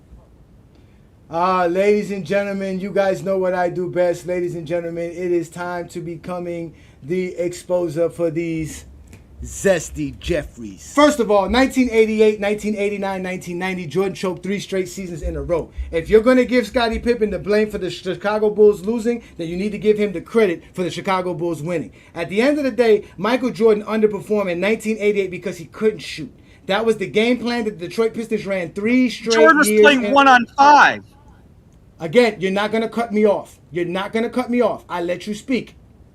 Again, Michael Jordan choked in those playoffs 3 straight years versus the same team, versus the same strategy, versus the same defense. Because Michael Jordan did not know how to play one team basketball and get his teammates involved and trust his teammates enough to help him win games against teams that had greater defenses and knew how to shut him down from getting to the actual paint.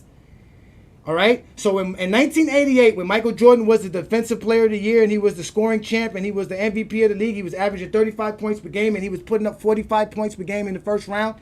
He was coming into the second round shooting under 50% and only scored 27 points. He went 3 straight games where he put up 23, 24, and 25 points. To lose 3 straight games that time, the only time the Chicago Bulls were losing 3 straight games was another time Michael Jordan didn't score 30 points per game. Because from my understanding, the only reason the Chicago Bulls ever win is because Michael Jordan averages 30 or scores more than 30 points per game. His playoff career average is 33. And between 1988 and 1990, out of the 8 playoff series that Michael Jordan played, the 5 that he played, not against the Detroit Pistons, he averaged 40 points per game and shot over 50% versus those teams. While when he went against the Detroit Pistons, he averaged just under 30 and shooting under 50%.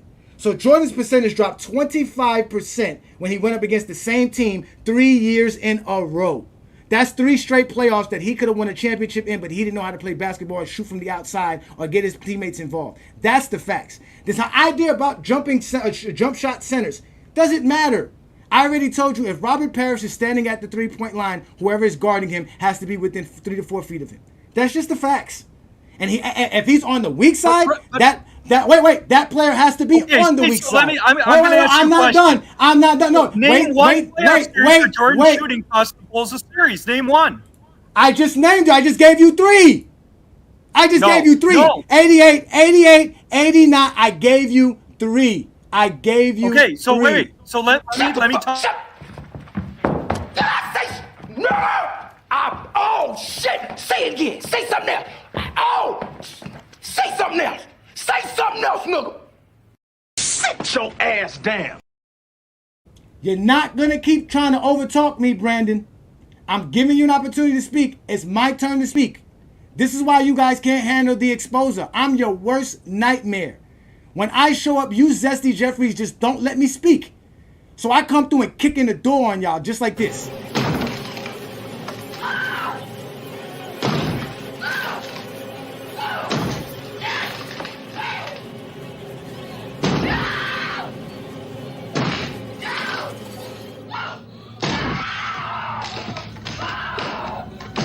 Here's Johnny.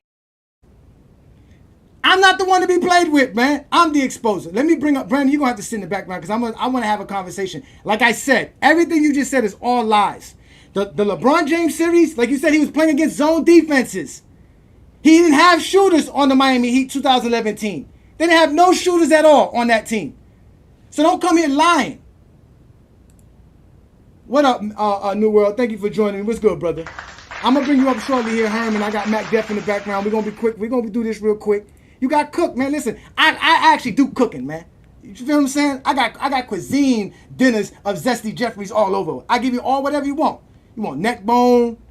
You want collard greens. You want mashed potatoes. You want mac. You want some yams.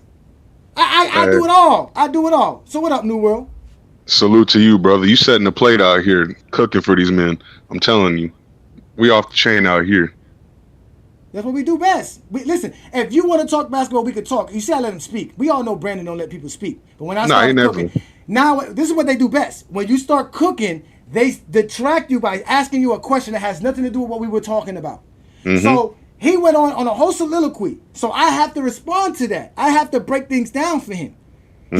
He's not letting me do that. And that's their problem. Yeah. But we're here to talk about Michael Jordan shooting. You see my research. What do you think of Michael Jordan's jump shot shooting? Is Michael Jordan a great shooter or not? What are we going to call him I mean, we know he's not a great 3-point shooter, but obviously he's a good mid-range shooter, right? Good to mid. Yeah, we're not going to take the mid-range from him. My only thing is, I don't think he was as good of a mid-range shooter in the 80s as he was in the 90s. Because in the 90s, that's when he really stopped, going to the rim as much. And, he was getting in that patented fadeaway. So, when I'm looking at his shot chart that you graphed for his 88 season, right? Yeah. Yeah, I mean that's decent by league standards. I mean, I'm pretty sure he'd be like at average or above average, just about for league standards for mid-range shooting, I guess you could say. But I wouldn't call that elite by any measure. For me, I honestly think that Jordan shot around Kobe Bryant's percentage, somewhere between 42 to 45%. What is shown for his mid-range is about 45%. We all know his three-pointer is not that great. So, 45% is good. But they make it seem like 45% is elite. And that's why I always tell them, that's not elite shooting. No, that's exactly what I mean. Yeah. Like, if he was, I would consider it elite if he was shooting 50% from that range, which is why, I don't understand why people said this is like, I don't know, the best thing since sliced bread, I guess you could say. Hold on, wait. Hey, Brandon, I didn't put you in the backstage. I put you in the dugout with Jordan so you can continue to lie with Michael Jordan. When Michael Jordan was taking a break, like you said, he was still trying to stay in shape for when he came back. That's where I put you in. I put you in the Jordan dugout. That's where all you zesty Jeffries go when you want to show up on GOAT James Kingdom and lie. You get put in the dugout, not in the backstage. You get put in the dugout because you can't shut the fuck up. You don't know when to shut the fuck up, so you get put in the dugout. That's what happens. And then I give you a plate of yams so you can shut the fuck up and let me finish my speech. Because I got knowledge to drop. I don't have lies to speak. I'm a real basketball fan. I actually watch the games. You don't. You didn't watch none of Lamont's games. So, but New World, you got any last words up? Because I do got Mac Def back here. I know Mac Def's going to drop some bombs. Before, I gotta let him Herm. Shout out to Herm. Y'all make sure to holler at Herm, man. Just a couple. It's I just hate how these Jordan fans will come up here and they'll just lie blatantly about shit like this. You got this clown in the chat talking about how there was zone defense in the 80s and the 90s, and he's over here trying to quote Wilt Chamberlain about zone defense. That same Wilt Chamberlain said that he would average 50 to 60 points in the 80s and the 90s because of the illegal defense and the fact that you can only guard him with one player. So it's like you're cherry picking quotes and you're over here trying to make shit up that didn't actually happen.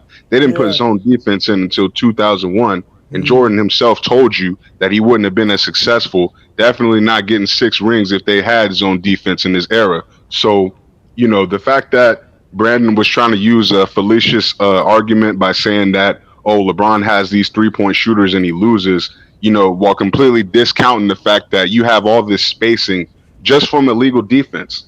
Like that's probably, I don't know, like I'd say that's even better than just having 3-point shooters, because at least, in the zone, you can at least try to guard. You're not going to get called for a foul for trying to double team some player or being in the middle of a passing lane like they were in some of the clips that you were showing us. But yeah, man, great show. Appreciate the research, and I'm going to be watching. All right, I appreciate you. Thank you so much, man. Thank you so much. Y'all know what's good, man. Like I said, y'all, this is the GOAT James Kingdom platform. I am Ajani the Exposer. I go live every Friday night. We're going live right off FYF Sports Debate as well. Shout out to Lamont, Ace30, Rebrandon, Herm, all those guys over there that be doing big things with FYF, but we do big things, and that's why we collaborating with them. Wally, I could explain to you why LeBron James lost the finals, because he played a better team. The same way you're going to explain to me why Jordan lost in 1988, supposedly to a better team. All these players lose. I don't know why y'all keep talking about who loses, who wins, when y'all don't give the guy who won the most praise, nor the guy who lost the least the most praise. So it's all nonsense to bring that up.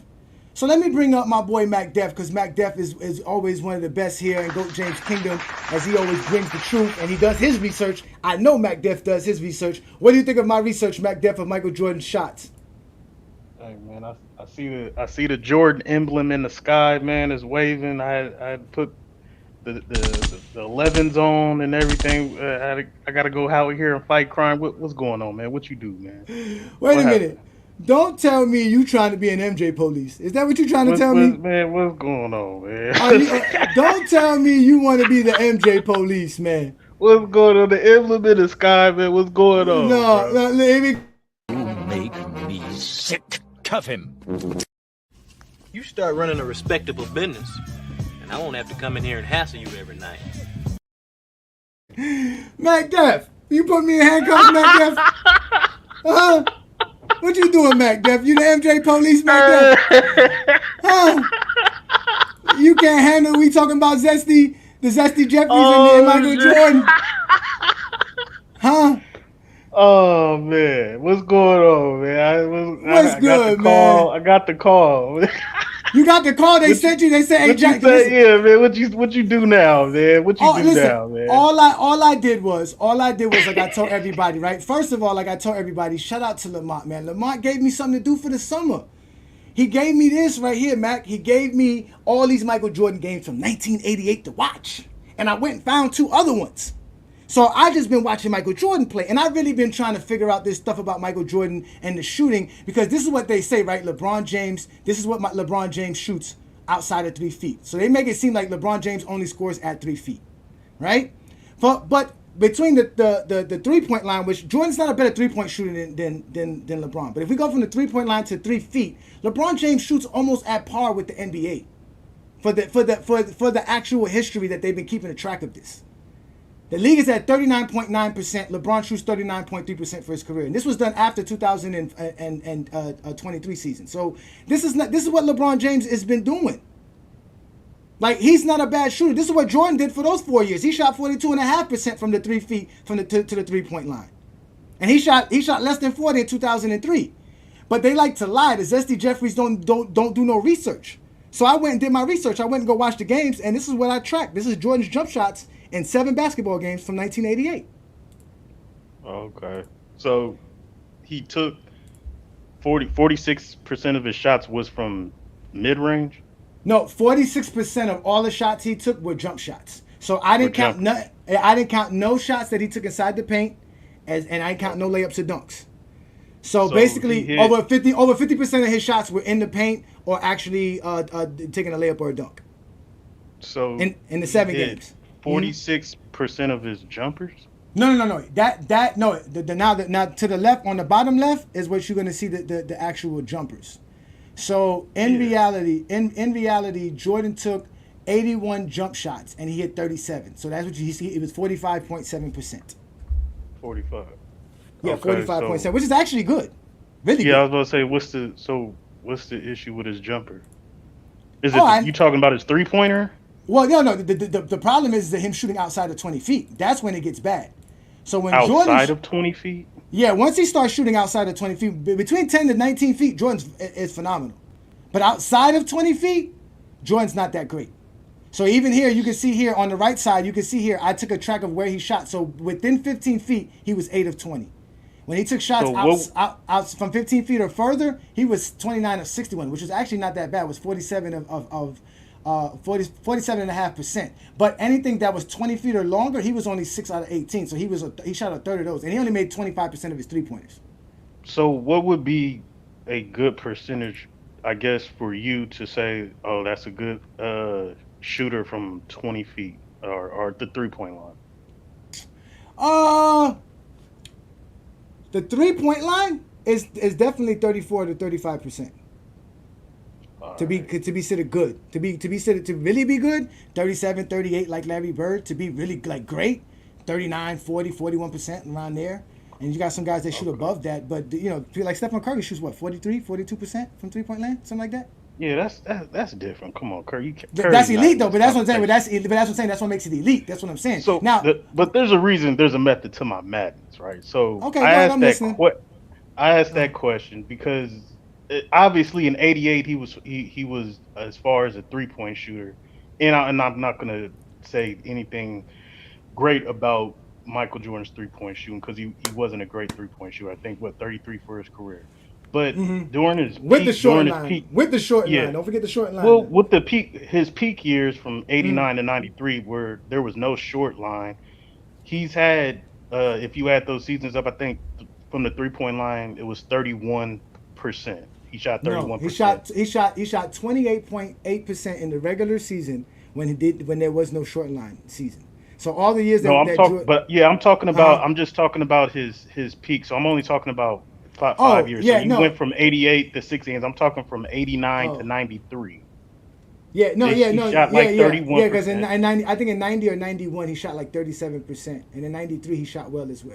But that's for the regular season. That's for the regular season. The playoffs for those 5 seasons during his peak years, he shot 34.8%, and he's had playoff runs where he's won a championship multiple times where he shot 38% from the 3-point line, 92 and I believe 91.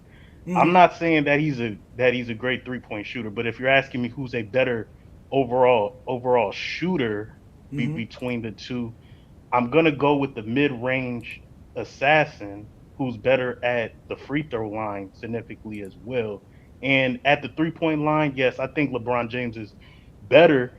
He shot more and made more, but the percentages of the percentage which you're showing here, I mean 36 to 33. He's better, but I mean, I'm not putting that much on it. No, that's with the short line. Now Jordan didn't shoot 33 from the 3-point line. Now I keep telling you that he shot 29. But you keep adding the short line season. You can't add the short line season. But he shot 34% in the playoffs during his peak years without the shortened line. Yeah, that was when he had like 6 or 7 playoff series seasons where he didn't take in like 5 or 10 3-pointers, something like that. Also as well. So yeah, but but this is what you got. He's going to the finals. No, but Mac, you don't make the finals because Jordan's 3-point shooting. Listen, Michael Jordan, right? When we're talking about his 3-point shooting, right? If we account for what he did in the playoffs and what he did in the regular season, without the shortened line seasons, if we put them together, he still shoots under 33%. It's still around 32.5%. So that's not good. That's below. Yeah. That's not good. That's not really good, right? That's close to being bad. You know what I'm saying? That's really close. No, it is bad. Let's just put it. No, I'm not gonna say. I'm not gonna say it's bad because to me, bad is like 30%, 28%, something like Westbrook, something like Giannis. That's really bad. You don't want guys shooting like that. 33% Michael Jordan shooting is not really bad. It's just to me, it's average. I consider Michael Jordan's 3-point shooting average. The same way I can shoot in LeBron James mid-range to be average, right? And that's before the line was put in. He was shooting 33% from the 3-point line. No, Jordan's again the most shots Jordan took in the regular season in 3-pointer. If you don't count the short 3-point line, he shoots 29%. If you want to count the playoffs included with the way he did in the regular season, he'll be at about 32.5%. It'll still be under 33%. So he still shoots under 33% in general as a 3-point shooter, no matter how we want to cut it from the real actual line, including the playoffs and including the regular season. But if we don't, if it's in the playoffs alone, the seasons that are not shortened line seasons, which is 95, 96, and 97, he shoots like 34%, close to like 34.5 from 3-point line. From this chart, he's shooting in 97. This is a real chart. So just to let 10 to 19. Just to let Wally know, this is actually a real chart. This is the NBA's numbers. This is not nobody else's numbers. This is the actual numbers from what Michael Jordan did, and they keep a track from 5-foot increments.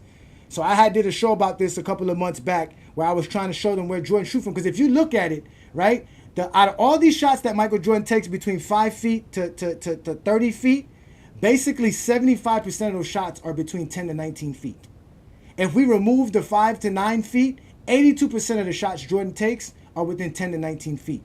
And if we remove the 25 to 29 and the 5 feet, 97% of Michael Jordan's shots are taken between 10 to 19 feet.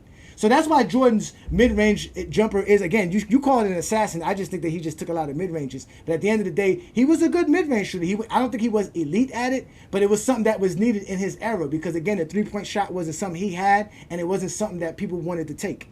So shooting the mid-range helped him have an opportunity to get to the rim. I don't know, Johnny. Like, if you shooting 50% from mid-range and 32% from the 3-point line and 85 from the free throw line, I don't know. I don't see. What do you see 50%? He shot 46% from mid-range, which is 10 to 14 feet. If you want to take, I'm looking at 97, 10 to 19 feet. That's 50%. 51.49 point. That's 50%. Yeah, that's about 50%. Yeah, but that's just one season. You're not going to But count the other that's seasons but where he yeah, shot but I'm 41 saying and when that's he shot when he was 42? getting older. His peak season from 89 to 90 to 93, like that's 50% mid range, bro. But that's why I did my research and I wanted to go watch the games because I wanted to see where Jordan shoot from outside of these other seasons. So that's what I did. Why I did what I did. So from mid range, who's better, Jordan or LeBron? Jordan. From the free throw line, who's better, Jordan or LeBron? Free throw line is not jump shooting. I don't count that as shooting. Okay. So, and I would give LeBron the 3-point line. I want to hear what Herm got to say. This Herm just bounced. I'm putting the link back up for Herm because it took too long. Again, this is a one-on-one thing. I'm not interested in having a bunch of dudes come up here and talk. This is a Friday night exposure with the exposer. You speak to me one-on-one. This is how I do it. If you don't like it, stay in the comments and complain. But I put the link up for anybody who wants to join me. Again, this is the GOAT James Kingdom platform. I'm Ajani the Exposer. I go live every Friday night, and now we're collaborating with FYF Sports Debate as we will be doing this every Friday night. And I'll be getting Zesty Jeffries upset because they don't know how to talk the game of basketball. So now I'm gone. Oh, you go. I'm going before you leave. So if Jordan's the better mid-range shooter and LeBron's the better three-point shooter, excluding free throws, how do we determine who's the better shooter? Because Jordan's mid-range, LeBron's three-point shooting is what, 36? Let's just say 37 because it's like 0.8, 0.9. So if you got LeBron at 37 and Jordan at 33, I believe that's what, like a 4%.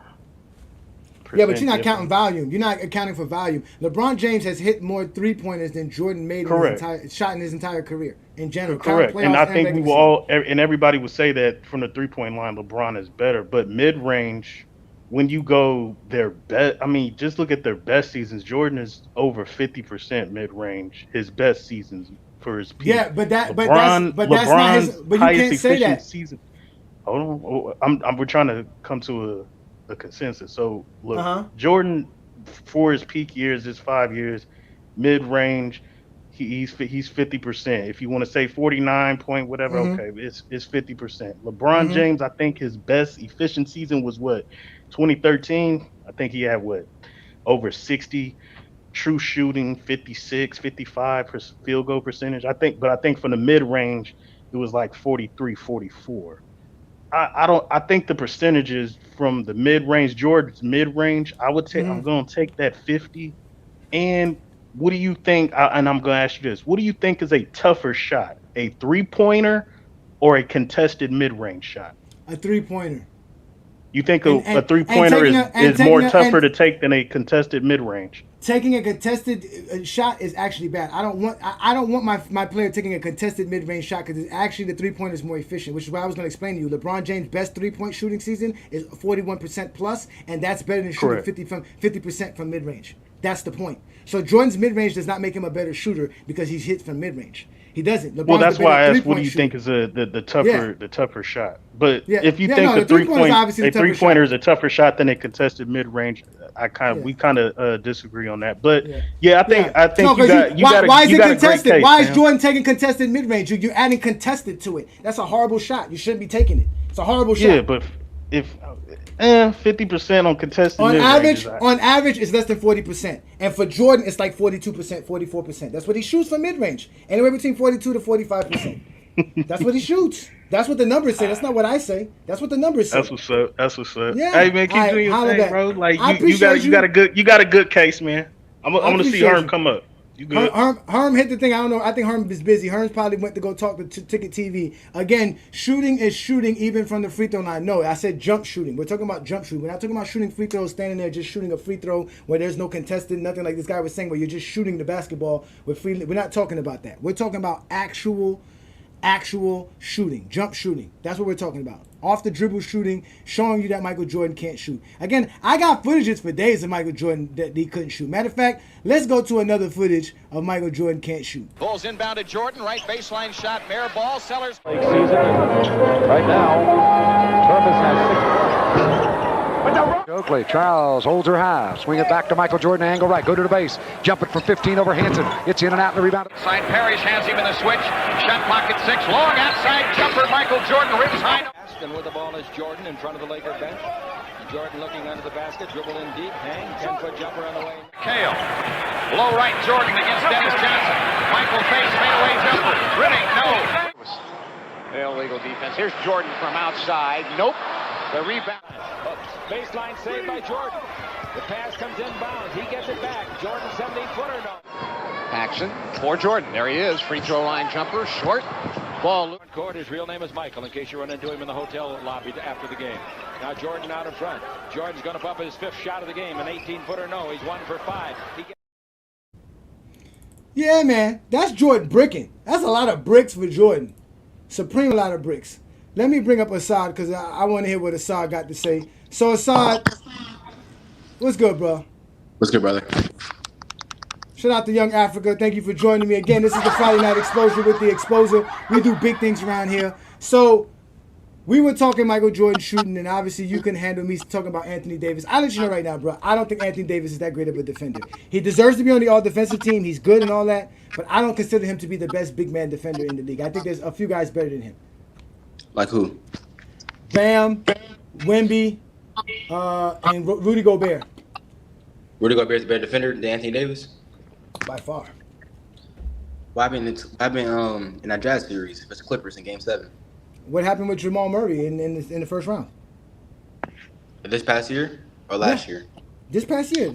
I saw Jamal Murray hit 2 jump shots and Anthony Jamal Davis' face. He did what Jamal Murray does to everybody in the fourth quarter. Take over and hit a big shot. That's what Jamal Murray was brought there to do, not Jokic. Okay, so you answered your question. You answered your own question then. You answered your own question about Rudy Gobert. Hey, you're not going to just... I mean, I can give you an example of 2020 when AD was locking up Jimmy Butler in the NBA Finals in the bubble. When? When Jimmy Butler was going ham? Get out of here. No. When we won the series because AD was wait a minute. The best player. So are you telling me AD is an elite perimeter defender? Is that what you're trying to explain here on GOAT James Kingdom on a Friday night? No. So how can he be shut down? He's elite for his size. He's elite for his position. Rudy Gobert can't be on the island with fucking Jimmy Butler on a one-on-one. Come on now, you know better. Hey, we saw that in Game 7. No, you can't.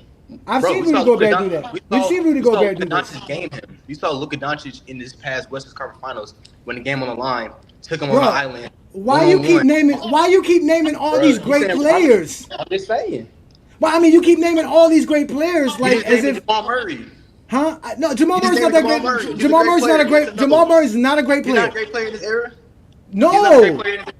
Where's Jamal Murray ever been a great player? Because that's what happened to Anthony Davis. I'm bringing you some. Just because he's an all-star. You brought up Jimmy Butler. No. He doesn't make. Wait. No. He doesn't make. All right. Does he make an All NBA team? If he's healthy, yes. No. When has Jamal Murray made an All NBA team? When has Jamal Murray made an All NBA team? Never. Okay. When has he made an All Star? Never, but you're not going to deflect because he got hurt. He get hurt before every playoff. Oh, I understand. Again, injury prone. He got okay. So Anthony Davis get cooked by players who get hurt. You're not going to use that logic on me, bro. No, that's your logic.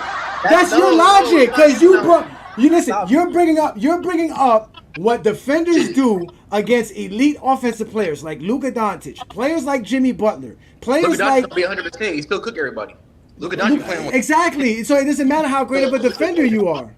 He's gonna cook Kawhi Leonard. He's gonna cook. It's only so much a defender can do. All you gotta do is tip your cat off if you hit a tough shot. Jamal Murray hit a fadeaway in Game 2. Tip your cat off. That's good defense. Go look at the footage. AD was why you not tipping your cat off to Rudy Gobert was right there on Luka Doncic. Luka Doncic made it in his mouth. There was a separation. He made it in his mouth. And Jamal Murray created separation too. He got enough. Bro, you're not. Listen, we can't have this. Listen, we cannot have a conversation, bro, because you're not letting me speak. I can't have a conversation with you. You're fucking eating. I don't even know why I even brought you up. Eat your food, bro. Ishmael, what's good, brother? What's good, man? Let me get you up because I'm about to get up out of here real soon. It's been real fun. Again, this is the Friday Night Exposure with the Exposer. Y'all hit that like button, hit that subscribe button, become a member of the channel. Y'all also check us out. We go live on Sunday noons. It is Brandon and I on the GOAT James Kingdom show where we actually talk the GOAT conversation just like this. And this week we're going to be actually talking about how we got Michael Jordan's footage from a Michael Jordan fan proving his fake steals. And we also got People hating on LeBron James because he's still the greatest player to play in today's NBA. The greatest NBA is today's NBA, and LeBron James still dominates today's NBA, and he was voted by the USA team and coaches as the best player on the USA team. Now, mind you, not all the players are playing on it, but LeBron James got a lot of good guys there. So he's the GOAT. That's what he does best. And that's what we do best here in GOAT James Kingdom. We don't run from it. We are listen, I'm Ajani the Exposer. I don't care how you feel. I don't care about your feelings. I go live every Friday night to give you a chance to talk to me one-on-one, but you got to be respectful, because if you're not respectful, I will put you in the dugout, and I will expose you, because that's what I do best. I expose Zesty Jeffries like none other. You have now been exposed by the Exposer. All right? So we're going to get back to tonight's program. Ishmael, what's good, brother? What you got for me before I get up out of here? I just want to say good show. I mean, if they think that your chart or anything is wrong, I would just say they should watch the games and probably create a chart of their own. I mean, you know they're not going to do that. They're not going to do all that. They're not going to do that. You know they're not going to do all that. They're not going to do all that. Yeah, a lot of people create these narratives, and they create these standards on certain players in comparison to Michael Jordan. I just think it's unfair. And we watch the games, and it's not exactly what they're talking about. So I just think it's really funny. And I'm glad to be watching all this stuff. So it's good that you're doing your research and everything. I'm gonna keep doing what I do too, and I'm gonna find out more information and everything. Nah, I appreciate that. Thank you, Ishmael. I appreciate you, brother. Thank you so much, man. I appreciate you. So let me bring up Ruddy so Ruddy can get his last words in, because they were talking crap about you, Ruddy. What's your last words? Because they still talking about you here. I think Brandon still got something to say. Wall Street Brandon is a special human being, bro. That dude there, I don't know what to say about that. The man says I got charts. I gave you the NBA charts. You guys don't watch the games. Go ahead, buddy. What you got for me? Oh yeah, I don't even. I'm not. When once I see people spitting narrative, it's like the battle's already won. What I was gonna say is, this is a fun fact, but LeBron held his opponents to 42% shooting, which was an NBA. This was last season, which was an NBA best through 40 games. A lot of people don't know that. He should have got some type of defensive player of the year nod at least, because no one was able to do that through 40 games, and the man is about to be 40 years old. But all I was gonna say was good show, man. Appreciate it. I've been subscribed for a little minute too, man. I've been watching, you know what I'm saying, a little busy on Sundays, but I try to catch as much of the show as I can. Mm-hmm. But yeah, man, as far as MJ with the mid-range shooting, I believe that as far as him being a good scorer, he was a good scorer for his time. As far as him being a good shooter, he was a good shooter for his time. But in the grand scheme of things, I can't even put him in the top 5 with shooters. You know what I'm saying? I can't put him up there. I have to put him maybe in the top, I don't know, 10 to 20 range. You feel me? But if we're talking about some of the greatest scorers in NBA history, there were so many people that could score much better. Kareem Abdul-Jabbar, one of them. A lot of people, even Wilt Chamberlain, had a easier time scoring, definitely in the paint. So, you know what I mean? That's about all I had to say. All right, I appreciate that. Well, the poll is up. Everybody who voted, over 49% said that Jordan's not a top 10 shooter because he can't shoot threes. Again, Jordan wasn't that great of a three-point shooter, so he can't really be an elite shooter in general. He was definitely a good mid-range shooter. He definitely had his mid-range going. So I appreciate that. Thank you so much there, Ruddy. Look forward to seeing you again. Listen, Rudy Gobert is a better defender than Anthony Davis. And then for Wiley here, who says I'm a stat guy, what are you guys going to use to say that Anthony Davis is a better defender? You guys don't watch Rudy Gobert because he plays in Minnesota and he plays in Utah. How many Utah or Minnesota games have you really watched in the last 5, 6, 7 years? You haven't. You've been watching Anthony Davis, and that's why you think Anthony Davis is a better defender. Anthony Davis does not make the Lakers a good defensive team. He's not better than Bam. Everywhere Rudy Gobert goes, the team defense gets better. That shows you how good of a defender he is. He actually helps the other players play defense because he can cover so much space. He can do so much defensively. He can switch. Anthony Davis doesn't even want to guard his own position. Just like Wiley said, the man is soft. He's completely soft. Again, I got him as one of the best defensive big men because, yeah, he could protect the rim. He's an elite rim protector, and I will always appreciate that because you can't just come into the paint with Anthony Davis. He will definitely put his hand up and contest it. But he's not an elite defender. He doesn't shut down nobody in the post. He doesn't go out in the perimeter and prevent anything from happening. He's a liability on defense, and that's why the Lakers suck on defense. And y'all want to talk what y'all want to talk. By the numbers, LeBron James protects the rim just as good as Anthony Davis has the last 4 or 5 years. Those are actual facts. Those are real things, but y'all don't watch the game of basketball. Y'all won't even watch the actual games. I guarantee you none of y'all watch Michael Jordan play. None of y'all watch these guys play. You don't watch Bam play. Bam makes people like Tyler Hero and Duncan Robinson and Max Strus and all these guys look good on defense. The Heat have one of the best defenses because of Bam Adebayo, because of the things that Bam could do. We can play a zone defense the way we play it because Bam could cover so much space and do so much. He's so smart. And he can guard in the perimeter. So again, Wemby, Rudy Gobert, and Bam Adebayo are better defenders than Anthony Davis. And that's the words from the exposer. That's what I'm going to tell you. That's just the facts. All I do is drop knowledge here. That's all I do. He didn't even want to stick. Look, he doesn't want to stick Embiid. Exactly. He doesn't want to stick Embiid. He doesn't want to stick Rudy. He doesn't want to stick none of those guys. Embiid cooked Rudy. Again, Embiid and Joker both cooked Rudy. That doesn't. What does that mean? Who stops Embiid or Joker? Nobody. You guys go take the best players and say they go cook Rudy Gobert. That's what they're supposed to do. That's why they are who they are. That's why these guys won league MVPs the last couple of years. Like, y'all are not dropping no knowledge. This is why I am glad to be a part of the FYF Sports Debate platform. Because we are the most objective and the most properly speaking basketball fans out here. You guys don't know how to talk the game of basketball. So like I told you, I did my research. I went and go find Michael Jordan shooting. And in reality, Michael Jordan did shoot up a bunch of bricks.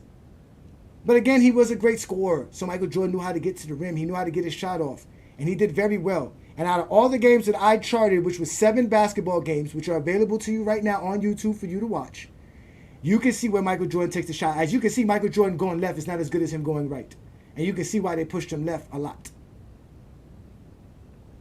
At the end of the day, Michael Jordan had a good team. He really did.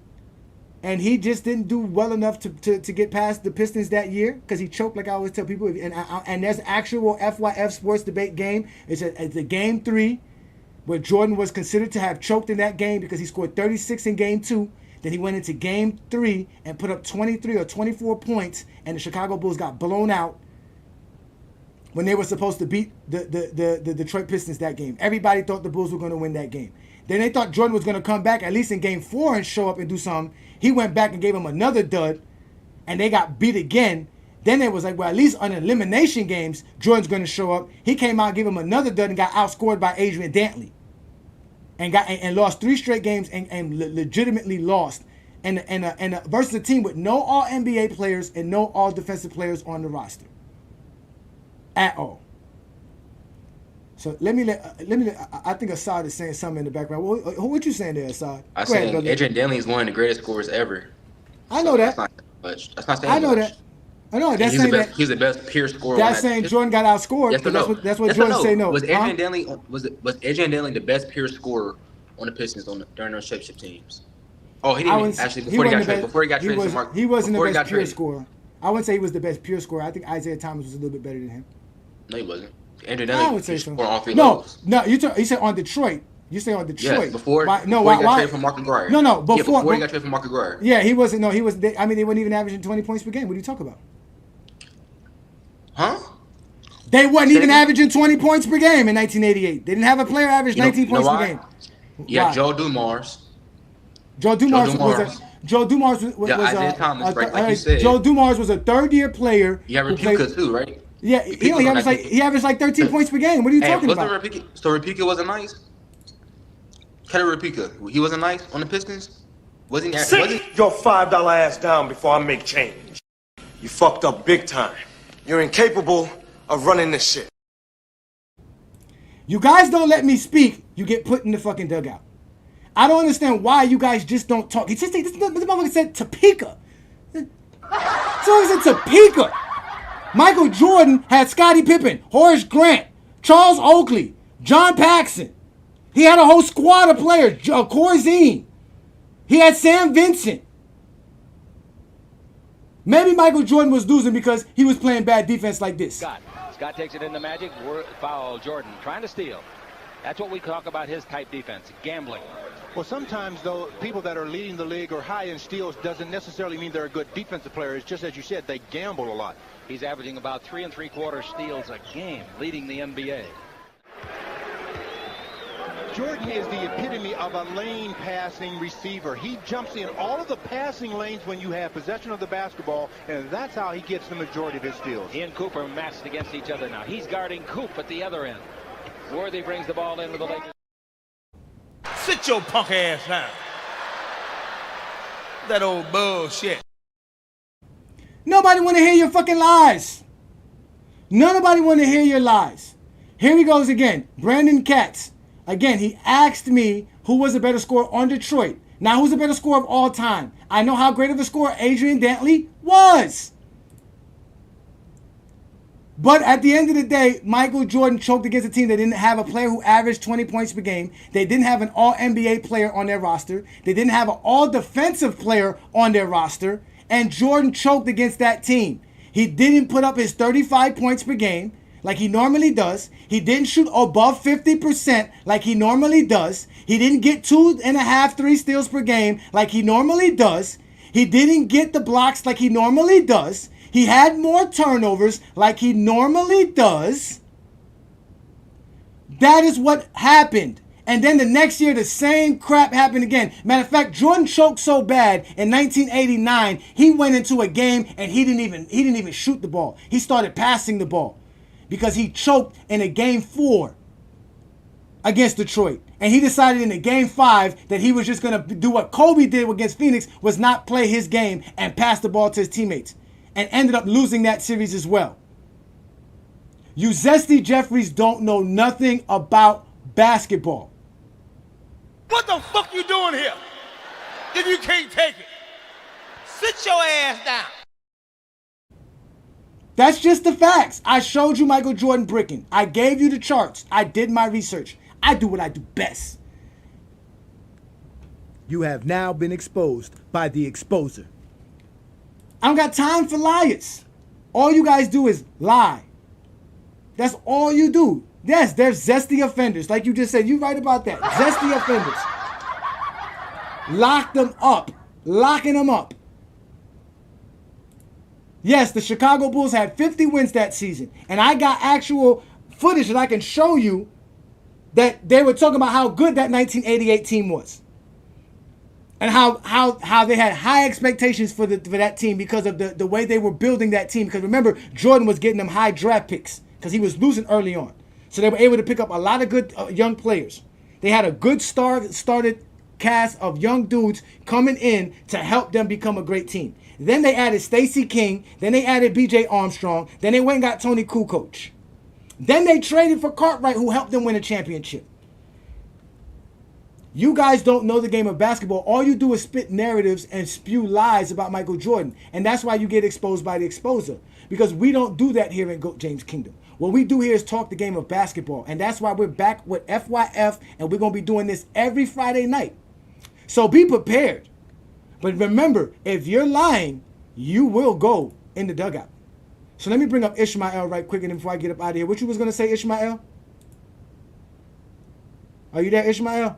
Hey, that's crazy, Ajani. They really say he gambled in the games like that? Like they he gambled. He gambled. He gambled. That's Michael wild, Jordan was gambling. That's crazy. There's a footage of a dude who said that he played Michael Jordan in golf and they gambled all day playing golf and Jordan got he said he grabbed Jordan for like a couple of $1,000 or something like that. But what I'm saying, like his defense, they were saying because like Herman's gambling back. yeah, that's what I meant. Like gambling, I meant that as a joke anyway. But I was saying like his defense, they were like using him as an example of not good defense.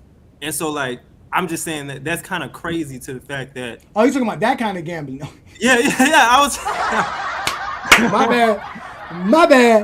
Yeah, listen to what they said right here. Listen to what they said about Michael Jordan's defense. This is them, mind you, this is the Chicago Bulls trying to promote Jordan on defense because they said he should get recognized for blocks and steals. And then watch what the second broadcaster says, which is an actual basketball player. I think his name is something Lucas. Watch what they say here. Pay attention. The thing which is so underrated about this young man, they appreciate his passing, but no one ever talks about his block shots, his steals, and his overall defense. Now he has done some damage by stealing the ball from the Sixers tonight. This is Cheeks. Doug Collins would ever say, which he wouldn't say to Michael Jordan, forget about the points, concentrate on defense. I think Jordan is one of the better defensive players in the league, but nobody talks about it. He plays good defense in the passing lanes, but as far as individual, he's not that sharp, I don't think. There are a lot of guys like that. Larry Bird's another one who knocked down a pass in the lane. Rick Barry was great at that. Here's Jordan, drive right side. So you heard that, Ishmael. They compared Michael Jordan's defense to Larry Bird and Rick Barry to show you what type of defense Jordan was playing. All right, let me let Herm up because Herm was patient before I didn't let him up. I appreciate you. Remember, y'all, that is a GOAT James Kingdom member, Ishmael. Thank you, brother, for supporting me here in GOAT James Kingdom. Y'all make sure to hit that like button and check out the membership for FYF and also GOAT James Kingdom. I appreciate that. Let me bring up my boy Herm. What up, Herm? Appreciate Herm is in the building. What's good? Herm and Body, Hollywood Herm. Y'all make sure to check out Herm on the crossover, which will be going live tomorrow at 5 o'clock. Correct, sir? Now, tomorrow is going to be the month crossover moved to Wednesday. So crossover moved to every Wednesday at 5 now. So, you know, okay. So, you know, hey, you cooking, brother. I mean, hey, it's a good show. I love to hear the dialogue between fanboys and when how they handle the pressure that you've been giving them. So you've been having a good show. So good job. But for us, my opinion on the matter, Jordan can shoot basketball. Some of if you look at the best scorers of all time, a lot of them do primarily work for the mid-range. So I think, in all actuality, I think he would be just fine in the era. All the all-time great players, y'all, no matter what we feel about them, whether it's LeBron, whether it's Jordan, they could fit in any era. They would adjust to any era. So, like I tell anybody, I troll a lot. But when it comes to actually talking basketball, we go pick apart. We go pick on them for the little things because we trying to prove who's better than the other. But in all actuality, LeBron James and Michael Jeffrey Jordan could play in every era. If they had to adjust to an era, they could. So, yes, Jordan said he hated the zone, but I think if he would have adjusted and would have got used to the game. But one thing about basketball that we've seen in every era, the mid-range never go anywhere. Kevin Durant, as great as even though he's a 50-40-90 guy, primarily his points come from the mid-range. So when I think about that, I think he'll be fine. 3-pointers, he didn't take a lot of them, so it's kind of hard to judge the 3-pointers from him because he only averaged like 1.7 his whole career. But I think like LeBron James, because once the game changed in the middle of his era, right in the beginning of his prime, and the game changed, LeBron James started working on his jumper. LeBron James started to develop that 3-point shot he didn't have in the beginning. So, like I said, I think he's a good jump shooter, man. But with guys defending when he lost in the 80s, when you get your ass kicked, though, James King, you get your ass kicked. There's no excuses. When you the best player, hey, you get all the praise. But when you lose, you get all the blame. As a LeBron fan, you know I know that better than most. You know I know that. And like any Jordan fan, if you a fan of Michael Jordan, you don't never avoid his failures because that's what primarily his story actually elevated his greatness from how he kept getting his ass kicked by the Pistons and he kept fighting, he kept trying to get better. And once his IQ did improve and once he did start to play a team-oriented game, the game became much easier for him. You started seeing him being more sure of himself and more efficient. And you start seeing his team being better. And you seen what happened once he got better and once he started playing team-oriented basketball, they swept the Pistons. So, end of the day, for guys to try to diminish his failures and try to blame just primarily his teammates, I think is disingenuous. I think that's not the way you go. And if you actually just play it out, he was playing dumb basketball. He was being selfish, which led him to getting his ass kicked. Well, you know what? I ain't gonna lie, bro. Herman, I'm not gonna lie. The games that I watched, Michael Jordan really wasn't that bad. Now, there were moments where he put his teammates in bad position where he made like a last-second pass off to them right quick, so they had to take the shot or whatever. But it was because the Bulls really didn't have an offense. Like, they really didn't have a strategy, a system in place. That's why they needed a point guard. That's why Scottie Pippen was so important in adding that triangle. But in reality, that ball hogging stuff that you hear people say Michael Jordan had because he shot a lot, I really didn't see that. I ain't gonna lie, bro. There was times in the game, Herm, I was like, man, get the ball to Mike.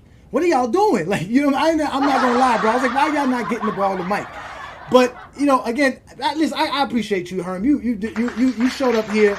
They were over here saying that you being soft. But can you tell me, Herm, has anybody ever said a smart take to Brandon?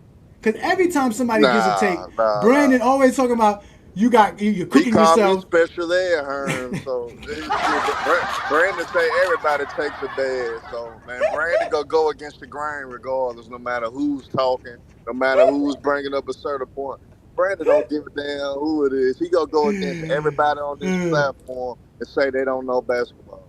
Oh my God, it's hilarious. That dude is hilarious, man. But listen, Herm, you know, again, Mr. LeBron, you can show up. Listen, don't ask Herman to do something that you want to go do.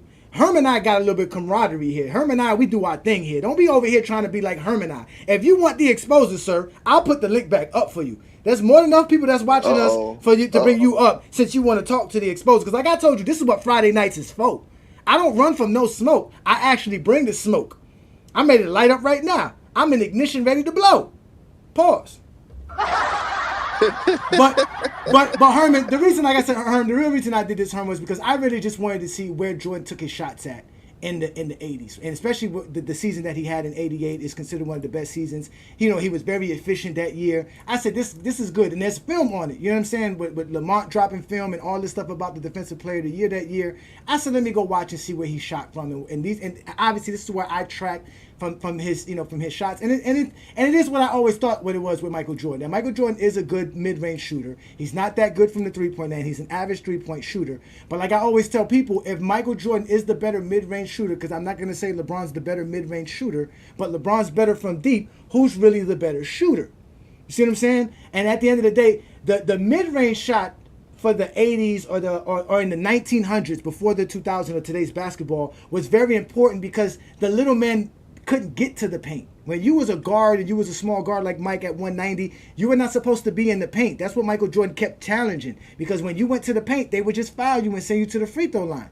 There was no flagrant fouls. You took your 2 free throws and we kept playing basketball. But there's only so much abuse you can take trying to go to the paint. So you had to have a mid-range so that you can help space out the floor for the big men and just space out the floor in general. Because you weren't going to take a 20-footer or a 22-footer. You definitely weren't going to take a 24-footer, which is what a three-point is. So those were very important shots in that era, which Wally will agree with me, that being a good mid-range shooter as a guard is very, very important. So Michael Jordan being a good mid-range shooter was very good for his game, because not only was he able to dominate attacking the basket, but he was able to at least hit those shots. He was able to do it from a pull-up sense. He can go left and right and pull up. He can catch and shoot. You see what I'm saying? And in some cases, he can get hot and hit some threes for you. You see what I'm saying? So that was what I saw. But again, I did see Jordan going to the paint a lot, and a lot of his baskets were at the rim, which is what I always thought and what I always knew was at that time, without the defenders that were needed, Jordan was just getting to the paint at will. If you went double teaming Jordan, you was basically cooked. It was barbecue chicken, to be honest. And I'm gonna say this though, like that's why I'm telling niggas if they go bring up the zone defense thing, just think about guys like DeMar DeRozan. DeMar DeRozan is still in this league because he's a great mid-range shooter, and really nobody can stop him for getting to his spots in the mid-range in today's game. Dwayne Wade, you seen it because you a Miami Heat fan. You seen it. Dwayne Wade primarily lived in the mid-range. So, like, the mid-range never has left the game. So, now if you want to criticize Jordan for his three-point shooter, you can get on him. He didn't really take a lot, and there's a reason why he didn't take a lot. People could say that. But when it comes to him being just a good shooter, period, we had guys like Rip Hamilton. He really didn't take any threes, but we knew Rip Hamilton was a great shooter, primarily because he was great at unstoppable in the mid-range. So, end of the day, for us to answer your question, because guys got sensitive because they really wasn't understanding what you were saying. But in all actuality, Jordan was a good shooter. It's just people just took it the wrong way when you brought up the shot charts, the shooter splits. And when you brought up three-point shooting, they just automatically thought that you just saying Jordan couldn't shoot when they just look at the title. So that's why he had Brandon being oversensitive and being ultra defensive when it came to this topic. But it's a good topic though to see where people head at, to see who was gonna be real sensitive to the matter, who was gonna overreact to it and be zesty, which you be calling these fanboys. You know what I'm saying? so end of the day, y'all, this Go James Kingdom was not saying Jordan couldn't shoot the ball, bro. He just brought up the conversation because he saw certain shooting splits and he saw certain games in the '88 that he wanted to talk about. So y'all gotta chill out, man. Y'all don't have to go crazy over this shit. Or you could do it better than what I'm doing and go watch the film and come show us and say, well, this is what I got. But they don't want to do that. You see what I'm saying? Yeah, do a film study with Go James Kingdom. He'll be open to doing film studies. With anybody.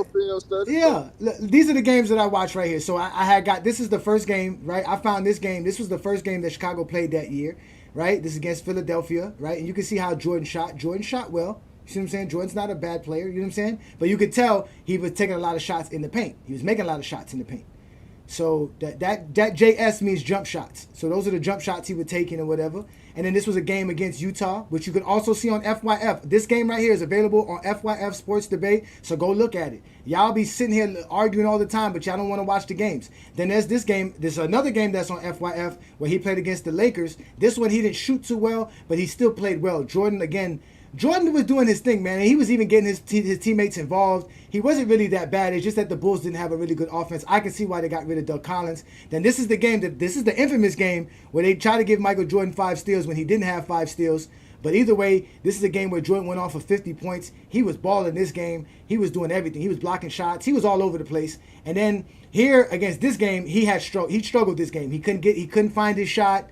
He couldn't really get open. They really kind of clamped on him, and Boston was just playing good defense all across the board. Jordan couldn't find his shot, couldn't get in rhythm.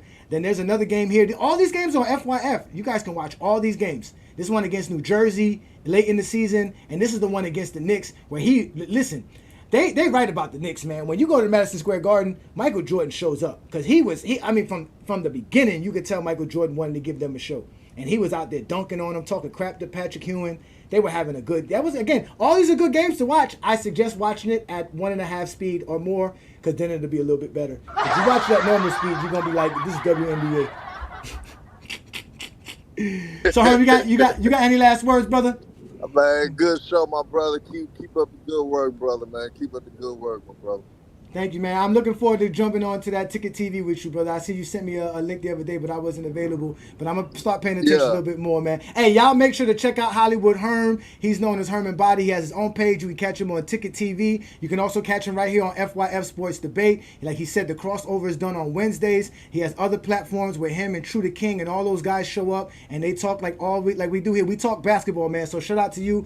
I appreciate you. Thank you so much, Herm. Appreciate you, brother. Again, y'all, this is the Friday Night Exposure with the Exposer, man. I go live every Friday night to talk about the basketball conversation and just talk about the greatest things that have to do with basketball. I'm not afraid of none of y'all. That's why I do this, so y'all can come up here and talk to me. I don't respond to comments, because that's where you're safe at, where you can just say whatever you want in the comments. Here, you got to be respectful enough to have a discourse where we can go back and forth and have a good conversation. So we had a great show today, as I was able to prove that Michael Jordan is a good mid-range shooter, but he's not the type of shooter that everybody says that he is. Right?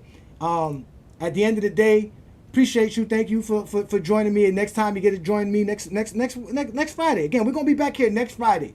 I'm gonna keep doing this, y'all, because this is what I like doing. I like talking the game of basketball. And not only that, our YouTube channel is popping. So y'all make sure to check us out. We also go live every Sunday noon Eastern time, where Brandon and I do the GOAT James Kingdom show every Sunday noon. So y'all check us out noon Eastern. Where this week's show, we're going to talk about LeBron James still being one of the best players because the Olympic team voted him as such. And we're going to talk about Michael Jordan's fake stats being proved by Michael Jordan fans. So that nobody can say anything anymore. It's not Clutch Sports. It's not none of those other people. It's the actual Michael Jordan fans that actually did it. That's who went out there and did it. We're going to show it. We're going to do what we do best here in GOAT James Kingdom. So that's what we do it on a Sunday afternoon. But again, we are GOAT James Kingdom. But it's a Friday night, and this is my night. This is where I do what I do best. Y'all go ahead and check out the GOAT James Kingdom membership. Hit that like button, hit that subscribe button, become a member of the channel where we do big things, and we do it all the time. So at the end of the day, ladies and gentlemen, it's actually been a great show. I want to thank you guys for joining me. This is what we do here best. This is GOAT James Kingdom. And in reality, Brandon, Assad, and all you zesty Jeffries, you have now been exposed by the exposer. If you're a basketball fan and you're tired of basketball shows that talk about fake narratives and using non-basketball terms like killer instinct, playoff translation, gravity, come to GOAT James Kingdom.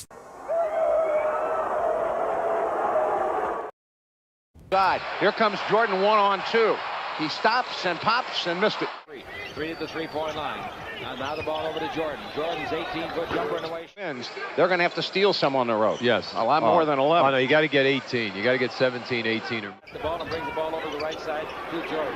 Boy, I love him. Drives on Coop. Shoots over him. Horace Grant out front. Jordan 8 to shoot. Michael Jordan right of the lane shoots the fadeaway jumper in. A shot at him. There were some good centers there. 6-6 to score. 3 minutes gone. 9 to go. Jordan's got it. His fourth shot of the game. No good from 20. Top of the circle against Parrish. Left side Jordan. Outside jumper short. Rebound. Sam, top of the key, picks it up, plays it into Jordan. Low right, turnaround jumper, rimming, no. Rebound, Oakley's. Alan Level also in the ball game, and he's had a good game as a playmaker today. Double team on Jordan. He'll be guarded by Hanson. Pippen at 6'7", goes down low to Michael Jordan. What a quick move. Turn to the right. The jumper no good. Sellers out in front, the 7-footer from Ohio State. One time the MVP of the NIT tournament. Here's Jordan, a 20-footer over Scott. Bulls inbound to Jordan. Right baseline shot. Mayor ball. Sellers. Season. Right now, Purvis has 6 points. Oakley, Charles holds her high. Swing it back to Michael Jordan, angle right. Go to the base. Jump it for 15 over Hanson. It's in and out and the rebound. Side Parrish has him in the switch. Shot clock at 6. Long outside jumper. Michael Jordan rips high. And with the ball is Jordan in front of the Laker bench. Jordan looking under the basket, dribble in deep, hang, 10-foot jumper on the way. Kale. Low right Jordan against Dennis Johnson. Michael face fadeaway jumper. Rimming, no. Illegal defense. Here's Jordan from outside. Nope. The rebound. Baseline saved by Jordan. The pass comes inbounds. He gets it back. Jordan 17-footer no. Paxson for Jordan. There he is. Free throw line jumper. Short. Ball. Court. His real name is Michael, in case you run into him in the hotel lobby after the game. Now Jordan out in front. Jordan's going to bump his 5th shot of the game. An 18-footer no. He's 1 for 5. He gets Bulls inbound to Jordan. Right baseline shot. Mayor ball. Sellers. Season. Right now, Purvis has 6 points. Oakley, Charles holds her high. Swing it back to Michael Jordan, angle right. Go to the base. Jump it for 15 over Hanson. It's in and out and the rebound. Side Parrish has him in the switch. Shot clock at 6. Long outside jumper. Michael Jordan rips high. And with the ball is Jordan in front of the Laker bench. Jordan looking under the basket, dribble in deep, hang, 10-foot jumper on the way. Kale. Low right Jordan against Dennis Johnson. Michael face fadeaway jumper. Rimming, no. Illegal defense. Here's Jordan from outside. Nope. The rebound. Baseline saved by Jordan. The pass comes inbounds. He gets it back. Jordan 17-footer no. Paxson for Jordan. There he is. Free throw line jumper. Short. Ball. Court. His real name is Michael, in case you run into him in the hotel lobby after the game. Now Jordan out in front. Jordan's going to bump his 5th shot of the game. An 18-footer no. He's 1 for 5. He gets